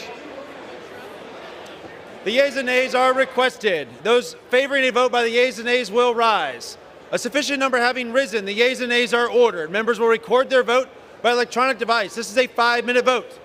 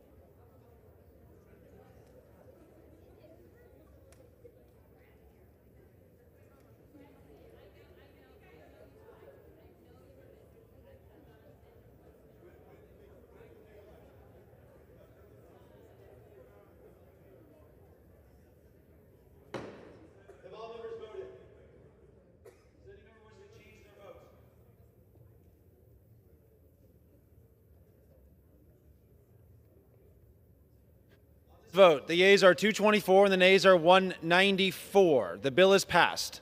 Without objection, the motion to reconsider is laid on the table. The House of Communication. The Speaker's Rooms, Washington, D.C., June 12, 2025. I hereby designate the period from Thursday, June 12, 2025 through Sunday, June 22, 2025 as a district work period under Clause 13 of Rule 1. Signed sincerely, Mike Johnson, Speaker of the House of Representatives.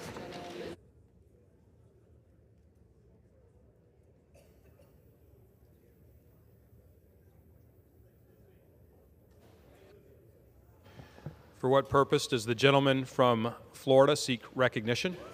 Mr. Speaker, I ask for unanimous consent to address the House out of order. Without objection. Mr. Speaker, 9 years ago today, on June 12, 2016, at 2:02 a.m., our little happy town of Orlando, Florida, was changed forever as we saw 49 angels and 53 others who were killed and 53 others who were injured in a mass shooting during Latin Night at the Pulse nightclub, a safe place for the LGBTQ community located just south of downtown Orlando. At the time, it was the deadliest mass shooting in U.S. history. I was proud to work on both sides of the aisle in June of 2019 to introduce the National Pulse Memorial. In June 2020, it passed the House but did not pass the Senate. But finally, in June 2021, it was introduced and passed into law and signed by President Biden. We know that this national memorial happened because this was a national tragedy. At the time, we saw memorials and moments of silence across the nation, across districts, from sea to shining sea. And in remembrance of these who we lost and those who were injured and their families, I ask my colleagues to please stand and to join me for a moment of silence.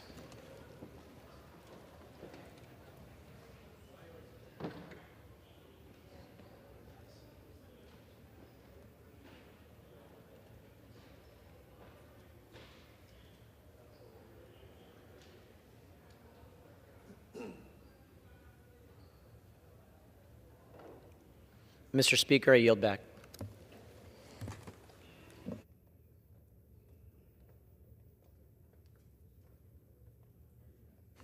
The gentleman yields. The chair will now entertain requests for 1-minute speeches. For what purpose does the gentleman from Arizona seek recognition? Unanimous consent to address the House for 1 minute, revise and extend my remarks. So ordered. Without objection, the gentleman is recognized for 1 minute. Thank you, Mr. Chairman. I rise to honor the memory and selfless service of Officer Gabriel Facio of the Apache Junction Police Department. End of watch, June 8, 2025. Gabriel was wounded in the line of duty on June 2, 2025, while attempting to apprehend a suspect who was brandishing a weapon and waving it at motorists and residents. Gabriel and his fellow officers bravely responded to the call and pursued the suspect further south. After using all available means to bring in the suspect without incident, their commands were not obeyed and the suspect could not be brought down with less lethal tools. The suspect fired his weapon at Gabriel and his fellow officers, who returned fire. Sadly, in the exchange, Gabriel was struck in the face before the suspect was hit and taken into custody. Gabriel fought valiantly but could not overcome the wounds he sustained. 6 days later, he passed away at only 46 years old, surrounded by his family and fellow officers. We honor his sacrifice as the first Apache Junction police officer to be killed in the line of duty. He was beloved by his fellow officers and his dear family, with whom we mourn. Gabriel, we pray for your family and brothers in blue. Your service and protection of the people of Apache Junction in Arizona's 5th District will live on forever. Thank you, and may God welcome you home. And I'd ask for a moment of silence, Mr. Speaker.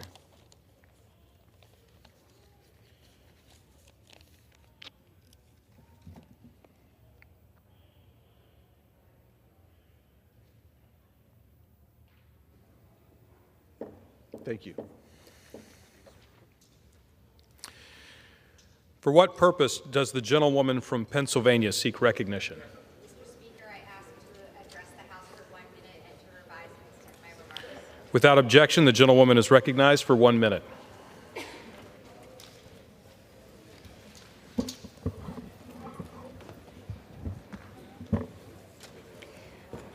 Thank you, Mr. Speaker. I rise today on this National Women Veterans Day as a veteran of the United States Air Force to tell Secretary Hegseth and President Trump that women who raise their hand and swear an oath to protect and defend this nation are not going anywhere, and we will not be silent. From the earliest days of our nation, women have always served, both officially and unofficially, facing off against America's enemies. And today, women make up nearly 18% of the active duty force and 22% of our National Guard and Reserve. Studies prove that their service improves innovation and mission outcomes, making our military stronger, smarter, and more prepared to face the challenges of modern warfare. The administration's artificial barriers on who can lead and who can serve are disrespectful and irresponsible. Firing and pushing aside decorated female leaders who earned their positions diminishes military readiness and devalues the standards and integrity of the very military itself. Women in our military are not insignificant or inconsequential. We are indeed essential, and we cannot be pushed out or erased. Thank you, and I yield back. The gentlewoman yields. For what purpose does the gentlewoman from Texas seek recognition? Without objection, the gentlewoman is recognized for 1 minute. I rise today with a heavy heart to honor a tremendous young woman from the 24th Congressional District, Ava Moore. She was a leader, a patriot, and a bright light in our North Texas community. From the first time that we reviewed her application to the U.S. Air Force Academy, it was clear that she was destined for greatness. In May, Ava was home for just a short break before heading off to basic training. While kayaking with friends on Grapevine Lake, Ava's life was taken in a senseless and preventable tragedy. Our entire office is heartbroken about her loss.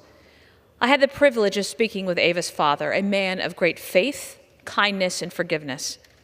Even in the face of unimaginable loss, he told me that he was remaining hopeful and positive because, in his own words, that's how Ava would have wanted it. Our nation is at a loss with Ava's passing. May we honor her by remembering the incredible woman that she was, and may God bring peace to her family, knowing that her legacy and her example will last with all of us. Thank you, Mr. Speaker, and I yield back. The gentlewoman yields.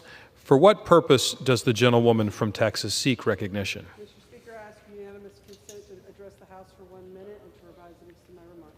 Without objection, the gentlewoman is recognized for 1 minute. Mr. Speaker, I rise today to honor the extraordinary life and legacy of Reverend Willie Rainwater of Carrollton, Texas. Reverend Rainwater was more than a pastor. He was a pillar of justice, a steward of history, and a relentless voice for civil rights. From preserving the Carrollton Black Cemetery to organizing the city's annual Martin Luther King Day Junior Day Parade for more than 25 years, he brought our community together in the spirit of equity and remembrance. His work wasn't just in the pulpit, it was in the streets, in our schools, in our city hall meetings, and in the daily struggle to make North Texas more just and united. Reverend Rainwater now joins his beloved wife, Juanita, with whom he shared a life of faith, service, and community leadership. Together, they made North Texas better. Today, we remember a man whose faith was inseparable from action, whose love for his neighbors left an imprint on our institutions, and whose memory is a blessing to us all. May we continue to carry his torch forward, and I yield back. The gentlewoman yields. For what purpose does the gentleman from Pennsylvania seek recognition? Mr. Speaker, I request unanimous consent to address the House for 1 minute and to revise and extend my remarks. Without objection, the gentleman is recognized for 1 minute.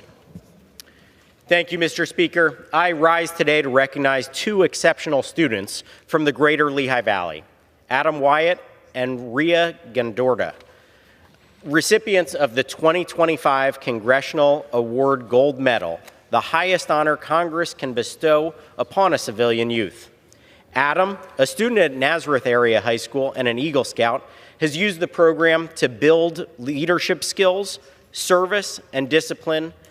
From studying Russian and leading his family on a 19-day European tour to interviewing local veterans, he's taken on challenges that show real initiative and follow-through. Rhea, a student at Moravian Academy, volunteered at a camp for children with special needs, worked to better herself academically, played on her school's tennis team, and planned a family trip to Toronto. Her work reflects both compassion and determination and a clear commitment to personal and civic growth.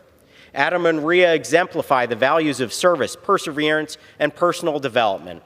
I'm proud to recognize their achievements and the positive impact they've had on their local community as young leaders in the Greater Lehigh Valley. Thank you, Mr. Speaker, and I yield back. The gentleman yields. For what purpose does the gentleman from New York seek recognition? Mr. Speaker, I seek unanimous consent to address the House for 1 minute and to revise and extend my remarks. Without objection, the gentleman from New York is recognized for 1 minute. Thank you, Mr. Speaker. Today, I want to recognize a group of Westchester residents who have taken on the role of civic involvement of issues of importance to the local, county, state, and federal level, the leaders and advocates in my home district.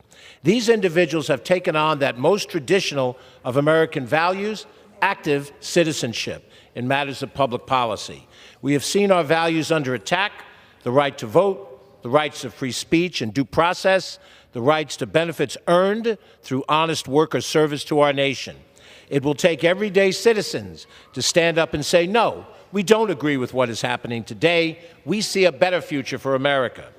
I would like to recognize Margaret Bradbury, Kim Snyder, and Rhiannon Navitt in New Rochelle, Jenny Gear in Mamaroneck, Suki Van Dyke in Rye, Chris Tom in Eastchester, Jenny Bernhardt and Liz Scafidi, White Plains, Gabby Boardwin and Marjorie Shue in the River Towns, Eileen O'Connor and Elizabeth D. Bethune in Yonkers, Susan Van Dolson of Harrison, and Shannon Powell of Mamaroneck.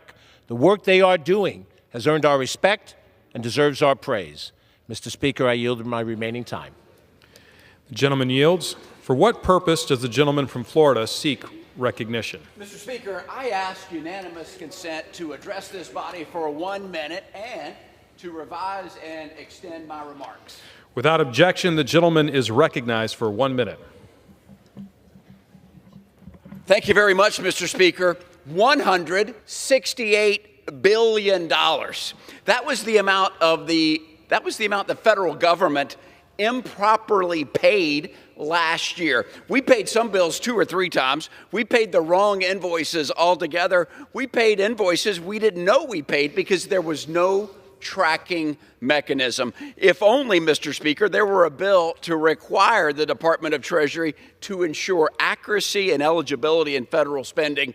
Wait, there is. I just filed it, Mr. Speaker, and it's the Delivering in Government Efficiency, DOGE in Spending Act. The war on waste, fraud, and abuse begins today by requiring the Treasury Department to simply track, verify, and cross-check payments, and that's what the DOGE and Spending Act will do. Mr. Speaker, the American people deserve accountability and transparency. I urge all my colleagues to join me, and I am saving a co-sponsorship for each of you. Let's deliver results, and Mr. Speaker, let's go get them. I yield back. The gentleman yields. For what purpose does the gentlewoman from Hawaii seek recognition? Mr. Speaker, I rise to address the House ask unanimous consent to address the House for 1 minute and to revise and extend my remarks. Without objection, the gentlewoman is recognized for 1 minute. Thank you. Mr. Speaker, I rise today in honor of National Women's Veterans Day. Last week, I spoke with a combat veteran from Kaneohe, Hawaii, my hometown. She was among the first class of women to graduate from West Point, and 2 decades after leaving the Army, she returned to serve as a chaplain. She deployed to Afghanistan, earned airborne and air assault qualification, and was awarded the Legion of Merit and 5 Meritorious Service Awards.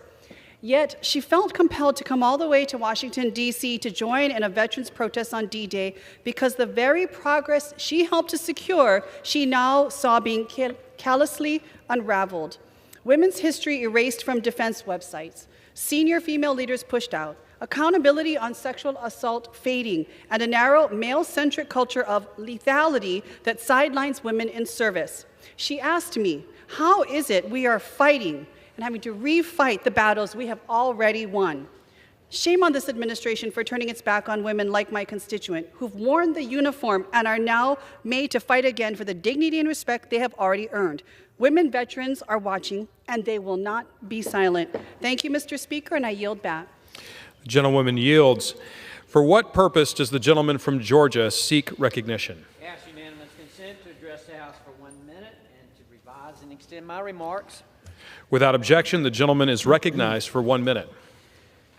Mr. Speaker, I rise today to honor the Frederica Academy baseball team, which won the program's first ever state championship this season. Since 1969, Frederica Academy has earned 76 state titles across all its athletic programs except for one. Their baseball program had battled a history of ups and downs, not quite being able to finish the drill until now.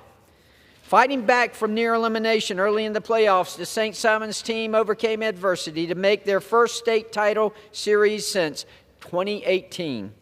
The boys swept their opponents from Pinewood Christian to earn the GIAA Class 3A Baseball State Championship in history for their athletic program. Under head coach Tim Orlowski, these young men exhibited persistence, sportsmanship, and humility in their title run. Join me in congratulating this team of incredible young men and everyone who supported them in their journey to achieve history for Frederica Academy. Thank you, Mr. Speaker, and I yield back. The gentleman yields. For what purpose does the gentlewoman from New York seek recognition? I request unanimous consent to address the House for 1 minute to revise and extend my remarks. Without objection, the gentlewoman is recognized for 1 minute. Thank you, Mr. Speaker. I rise today to address the cruel rescission package that just passed the House strictly on partisan lines. Let me be clear. This legislation is a shameful, backwards attempt to cancel $9.8 billion in funding that had already been passed into law. It cuts critical investments in life-saving programs that support reproductive health and education. It also slashes funding for the U.S. President's Emergency Plan for AIDS Relief, also known as PEPFAR. This bipartisan initiative had been supported by both parties for 20 years. As a volunteer who stood on the front lines of the AIDS epidemic, I witnessed firsthand and remember when an HIV diagnosis was tantamount to a death sentence. But because of programs like PEPFAR, this is no longer so. In fact, since its launch in 2003, PEPFAR has saved 26 million lives and enabled 8 million babies to be born without HIV infection. The package also threatens funding to public broadcasting like NPR and PBS, which educate, inform, and enrich the lives of Americans.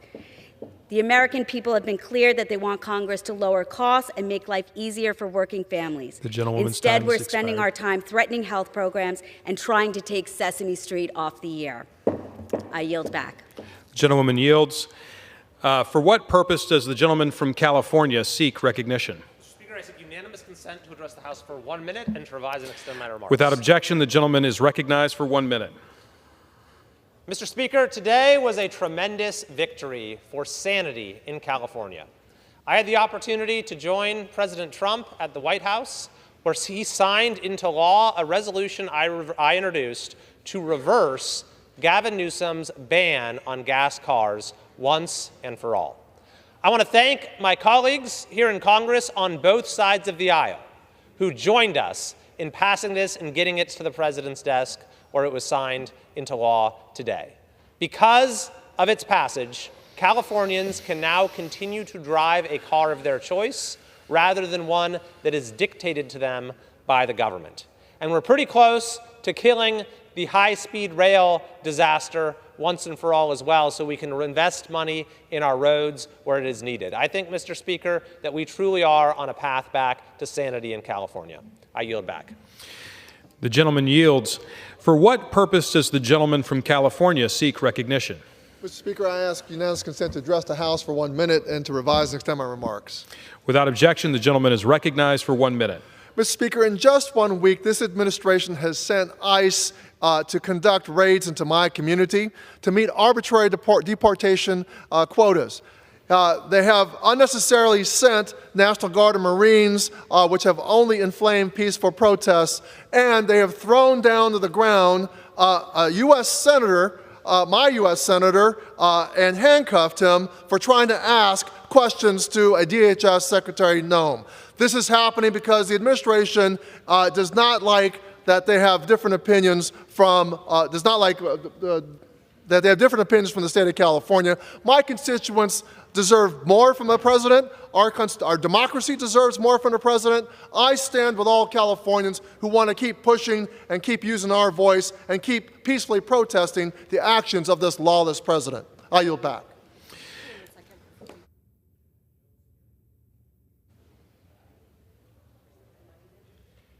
Members are reminded not to engage in personalities toward the president. For what purpose does the gentleman from Nebraska seek recognition? Without objection, the gentleman is recognized for 1 minute. Thank you, Mr. Speaker. I rise today to recognize the accomplishments of 4-H students from Fillmore County, Nebraska. They competed in the American Rocketry Challenge National Finals last month. Selected from over 1,000 entries from across the nation, the students qualified as national finalists after designing, building, flight testing, and launching their rocket under highly specified requirements to target an impressive 790 feet and land while keeping the rocket's payload intact. On May 16th, I was delighted to welcome members of the club, which calls itself the Steampunks, to the Rockets on the Hill event along with Coach Christina Woods. Team leaders Kelsey Ellison and Ruby Long displayed their model, the product of a 2-month engineering process. Through their hard work and technical excellence, these young people have made Nebraska's 3rd District proud. With such dedication, they will continue to reach even greater heights. Thank you, Mr. Speaker. I yield back. The gentleman yields. For what purpose does the gentlewoman from Virginia seek recognition?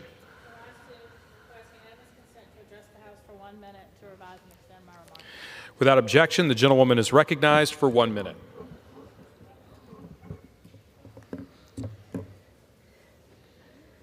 Mr. Speaker, on January 6, 2021, a crowd of people stormed the Capitol seeking for the second time in American history to take by force what they could not win at the ballot box.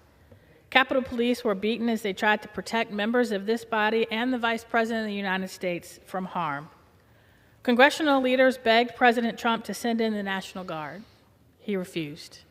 But Virginia, the birthplace of American democracy, did. 4 years later, President Trump pardoned the individuals who sought to harm members of Congress and who did hurt Capitol Police who swear to keep us safe. Now, as people exercise their constitutional right to protest, President Trump has deployed the National Guard and the Marines. And now an administration that ignores the Constitution it swore to preserve, protect, and defend, seeks to intimidate, assault, and arrest members of Congress exercising their oversight duties outlined in that same Constitution, like Representative LaMonica MacGyver and Senator Alex Padilla. Next year, we have the opportunity to celebrate 250 years of a remarkable idea of power derived from the people. Gentlelady's time has expired. Not from a king, but only if we take Gentlelady's action time now. has expired. I yield back. The gentlelady yields back. For what purpose does the gentleman from Utah seek recognition? Mr. Speaker, I ask unanimous consent to address the House and revise and explain my remarks. Without objection, the gentleman is recognized for 1 minute. Thank you, Speaker. I'm proud to recognize Utah State Teacher of the Year, Saya Posey, an outstanding educator who embodies the mission of the Merit Caucus: excellence, innovation, and high expectations. She comes from a long line of teachers. Her great-grandfather taught in a one-room schoolhouse in West Virginia. Her mom was a retired kindergarten teacher. Now teaching 8th grade U.S. history at Northwest Middle School in Salt Lake City, Ms. Posey brings history to life through project-based learning. Her students have earned top honors at regional and state national history days competitions. She is proof that when we empower great educators and focus on merit, our students thrive. I thank her for her leadership and proudly recognize her in this service today. Thank you, and I yield back. The gentleman yields. For what purpose does the gentlewoman from Ohio seek recognition? To address the House and to extend and revise my remarks. Without objection, the gentlewoman is recognized for 1 minute.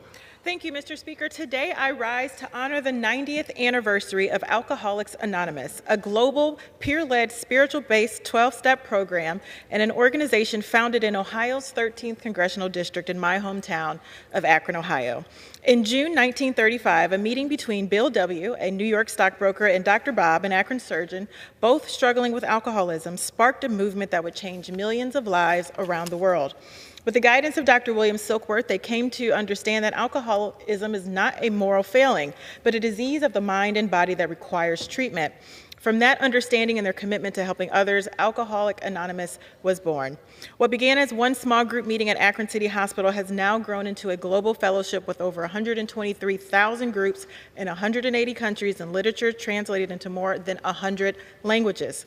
With an estimated membership of over 2 million people, Alcoholics Anonymous has helped countless individuals find hope, recovery, and community. AA's legacy of humility and service is reflected in its traditions, especially the principles of anonymity and putting service before self. And those who are members are dedicated, because each year they pilgrimage to Akron for Founders Day to pay tribute to Dr. Bob and provide hope and support for one another. Today, I am proud to stand here to celebrate the 90th years of Alcoholics Anonymous and their healing and perseverance, and I am very proud that this extraordinary legacy began in Ohio's 13th Congressional District. I yield back. The gentlewoman yields. For what purpose does the gentleman from Indiana seek recognition? Mr. Speaker, I seek unanimous consent to address the House for 1 minute and to revise and extend my remarks. Without objection, the gentleman is recognized for 1 minute. Mr. Speaker, I rise to spotlight the over 32,000 honorable Hoosier veterans across Indiana's 6th District. A recurring theme I've heard from veterans as I move around the district is how difficult it can be to obtain the care that they have earned through their service. I'm listening to these concerns and working hard to address them. I had the opportunity this month to welcome our Secretary of Veterans Affairs, Mr. Doug Collins, to the Rudabush VA Medical Center back home in Indiana, where we discuss these very concerns close to our Hoosier veterans. I'm supporting legislation that ensures our veterans receive the care and benefits that they've earned, and I'll continue to fight for our Hoosier veterans from my posts here in Washington and back home in my district. Thank you. I yield back. The gentleman yields. For what purpose does the gentleman from Georgia seek recognition? Ask for permission to address the body for 1 minute and to revise and extend my remarks. Without objection, the gentleman is recognized for 1 minute. Thank you, Mr. Speaker. A judiciary cannot stand as a pillar of trust and independence unless it is also anchored in accountability. Yet, as it stands, federal judges facing serious misconduct allegations can stop an investigation in its tracks by simply stepping down from the bench. This loophole not only undermines public trust, but leaves serious questions unanswered about conduct unexamined. My legislation, the Trust Act, would fix this by requiring an investigation to continue even if a judge resigns or retires to avoid accountability. This cannot and should not be a partisan issue. Congress must act to ensure that credible allegations follow judges beyond the robe and that retirement or resignation is not mistaken for resolution. I encourage all of my colleagues to support this legislation, and with that, I yield back. The gentleman yields. For what purpose does the gentlewoman from California seek recognition? Mr. Speaker, I rise to address the House for 1 minute and to revise and extend my remarks. Without objection, the gentlewoman is recognized for 1 minute. Thank you. Today, I rise to honor and remember Otto Frederick Warmbier, as June 19 marks 8 years since his tragic death at the hands of the North Korean regime. Otto was a dedicated young man who graduated as salutatorian of his high school in Ohio before attending the University of Virginia. While on a school tour in North Korea in 2015, Otto was imprisoned, tortured by the North Korean regime. He died just a few days after his release at just 22 years young. Otto experienced what no human being should ever have to go through. May his story continue to remind us of all the atrocities the North Korean regime is capable of. We remember and we will continue to honor Otto and his memories. 우리는 어루를 영원히 기억할 것입니다. I yield back. The gentlelady will provide a translation. And the gentlelady yields. And for what purpose does the gentleman from Rhode Island seek recognition? I ask unanimous consent to address the House for 1 minute and to revise and extend my remarks. Without objection, the gentleman is recognized for 1 minute. Mr. Speaker, today the House majority took a shameful vote to cut billions of dollars of aid that goes to PEPFAR to treat people around the world with HIV. They cut aid for malaria. They cut aid for clean water around the world. But thankfully, this bill did not cut funding for emergency food aid like Plumpy Nut. The problem is that even though this funding has not been cut, it is still available. The Trump administration continues to hold up the money instead of getting it to companies that, like Adija in North Kingstown, Rhode Island, that manufacture this food aid to ship it around the world. We continue to have a now 5-month pause, quote unquote, in the delivery of emergency food aid to starving children.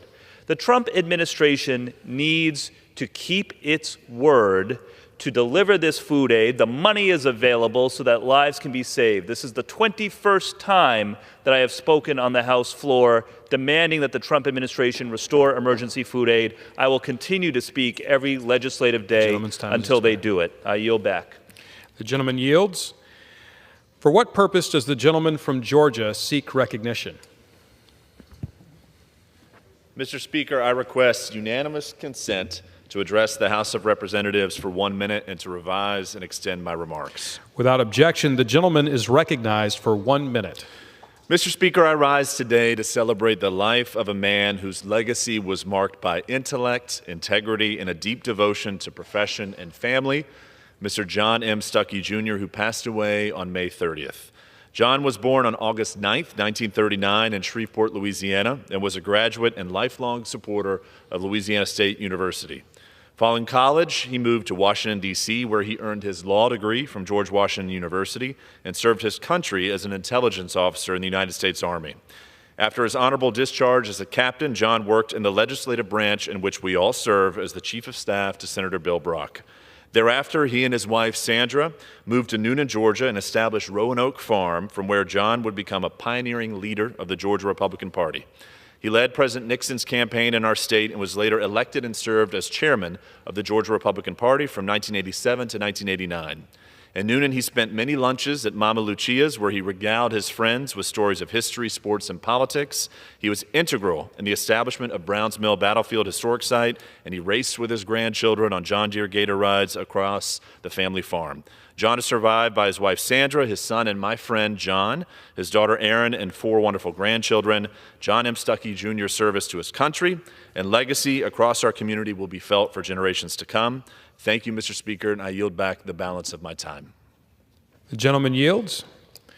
For what purpose does the gentleman from Florida seek recognition? Mr. Speaker, I ask unanimous consent to address the House for 1 minute and to revise and extend my remarks. Without objection, the gentleman is recognized for 1 minute. Mr. Speaker, 9 years ago today, 49 lives were stolen and ripped away from us at Pulse nightclub in my district in my home of Orlando, Florida. A safe haven for Orlando's LGBTQ+ community that was turned into the site of unimaginable horror and a mass grave. Pulse was more than just a club. It was love, it was joy, it was freedom, and a space for a community facing constant adversity from our state and people like in our administration. Just today, Governor Ron DeSantis deleted from the annual anniversary statement the words and acronyms LGBTQ+ and Hispanic, when most of the people who were killed that day were from the LGBTQ+ community and Hispanic. This was armed bigotry and it was armed hate. I'm oftentimes asked why I don't join moments of silence that include Republicans for gun violence. And the reason why is because they refuse to do anything about it. And I'm not going to be a prop in some social media video that's posted later to placate constituents. The gentleman's time has expired. About ending gun violence. And so we're going to continue to honor them with action, not just with thoughts and prayers. I yield back. Gentleman yields. For what purpose does the gentlelady from California seek recognition? Mr. Speaker, I ask unanimous consent to address the House for 1 minute and to revise and extend my remarks. Without objection, the gentlewoman is recognized for 1 minute. Today, Americans watched in horror as the Trump administration assaulted a United States senator. Senator Alex Padilla is not only the senior U.S. senator in California, he is my childhood friend, my mentor, and the senator to my constituents of the 29th Congressional District in California. What we witnessed today are actions of an authoritative government. The Trump administration quickly resorted to violent actions to silence Senator Padilla, erase our democracy, and rewrite our nation's values. Every American should be outraged at how the Trump administration is treating anyone who dares to stand in their way. Whether you are a U.S. senator or a U.S. citizen or an immigrant, no one is protected by the Trump regime. It is my job to ensure that my constituents, immigrants, and all Americans are protected from this administration's horrible actions. If a U.S. senator is treated this way on camera, imagine how they're treating immigrants when the cameras are off. Today, I stand as a proud daughter of immigrants. I stand with Senator Padilla, and I stand for all the residents of California's 29th Congressional District. Thank you, and I yield back. Gentlelady yields. Pursuant to Clause 13 of Rule 1, the House stands adjourned until 9:30 a.m. tomorrow.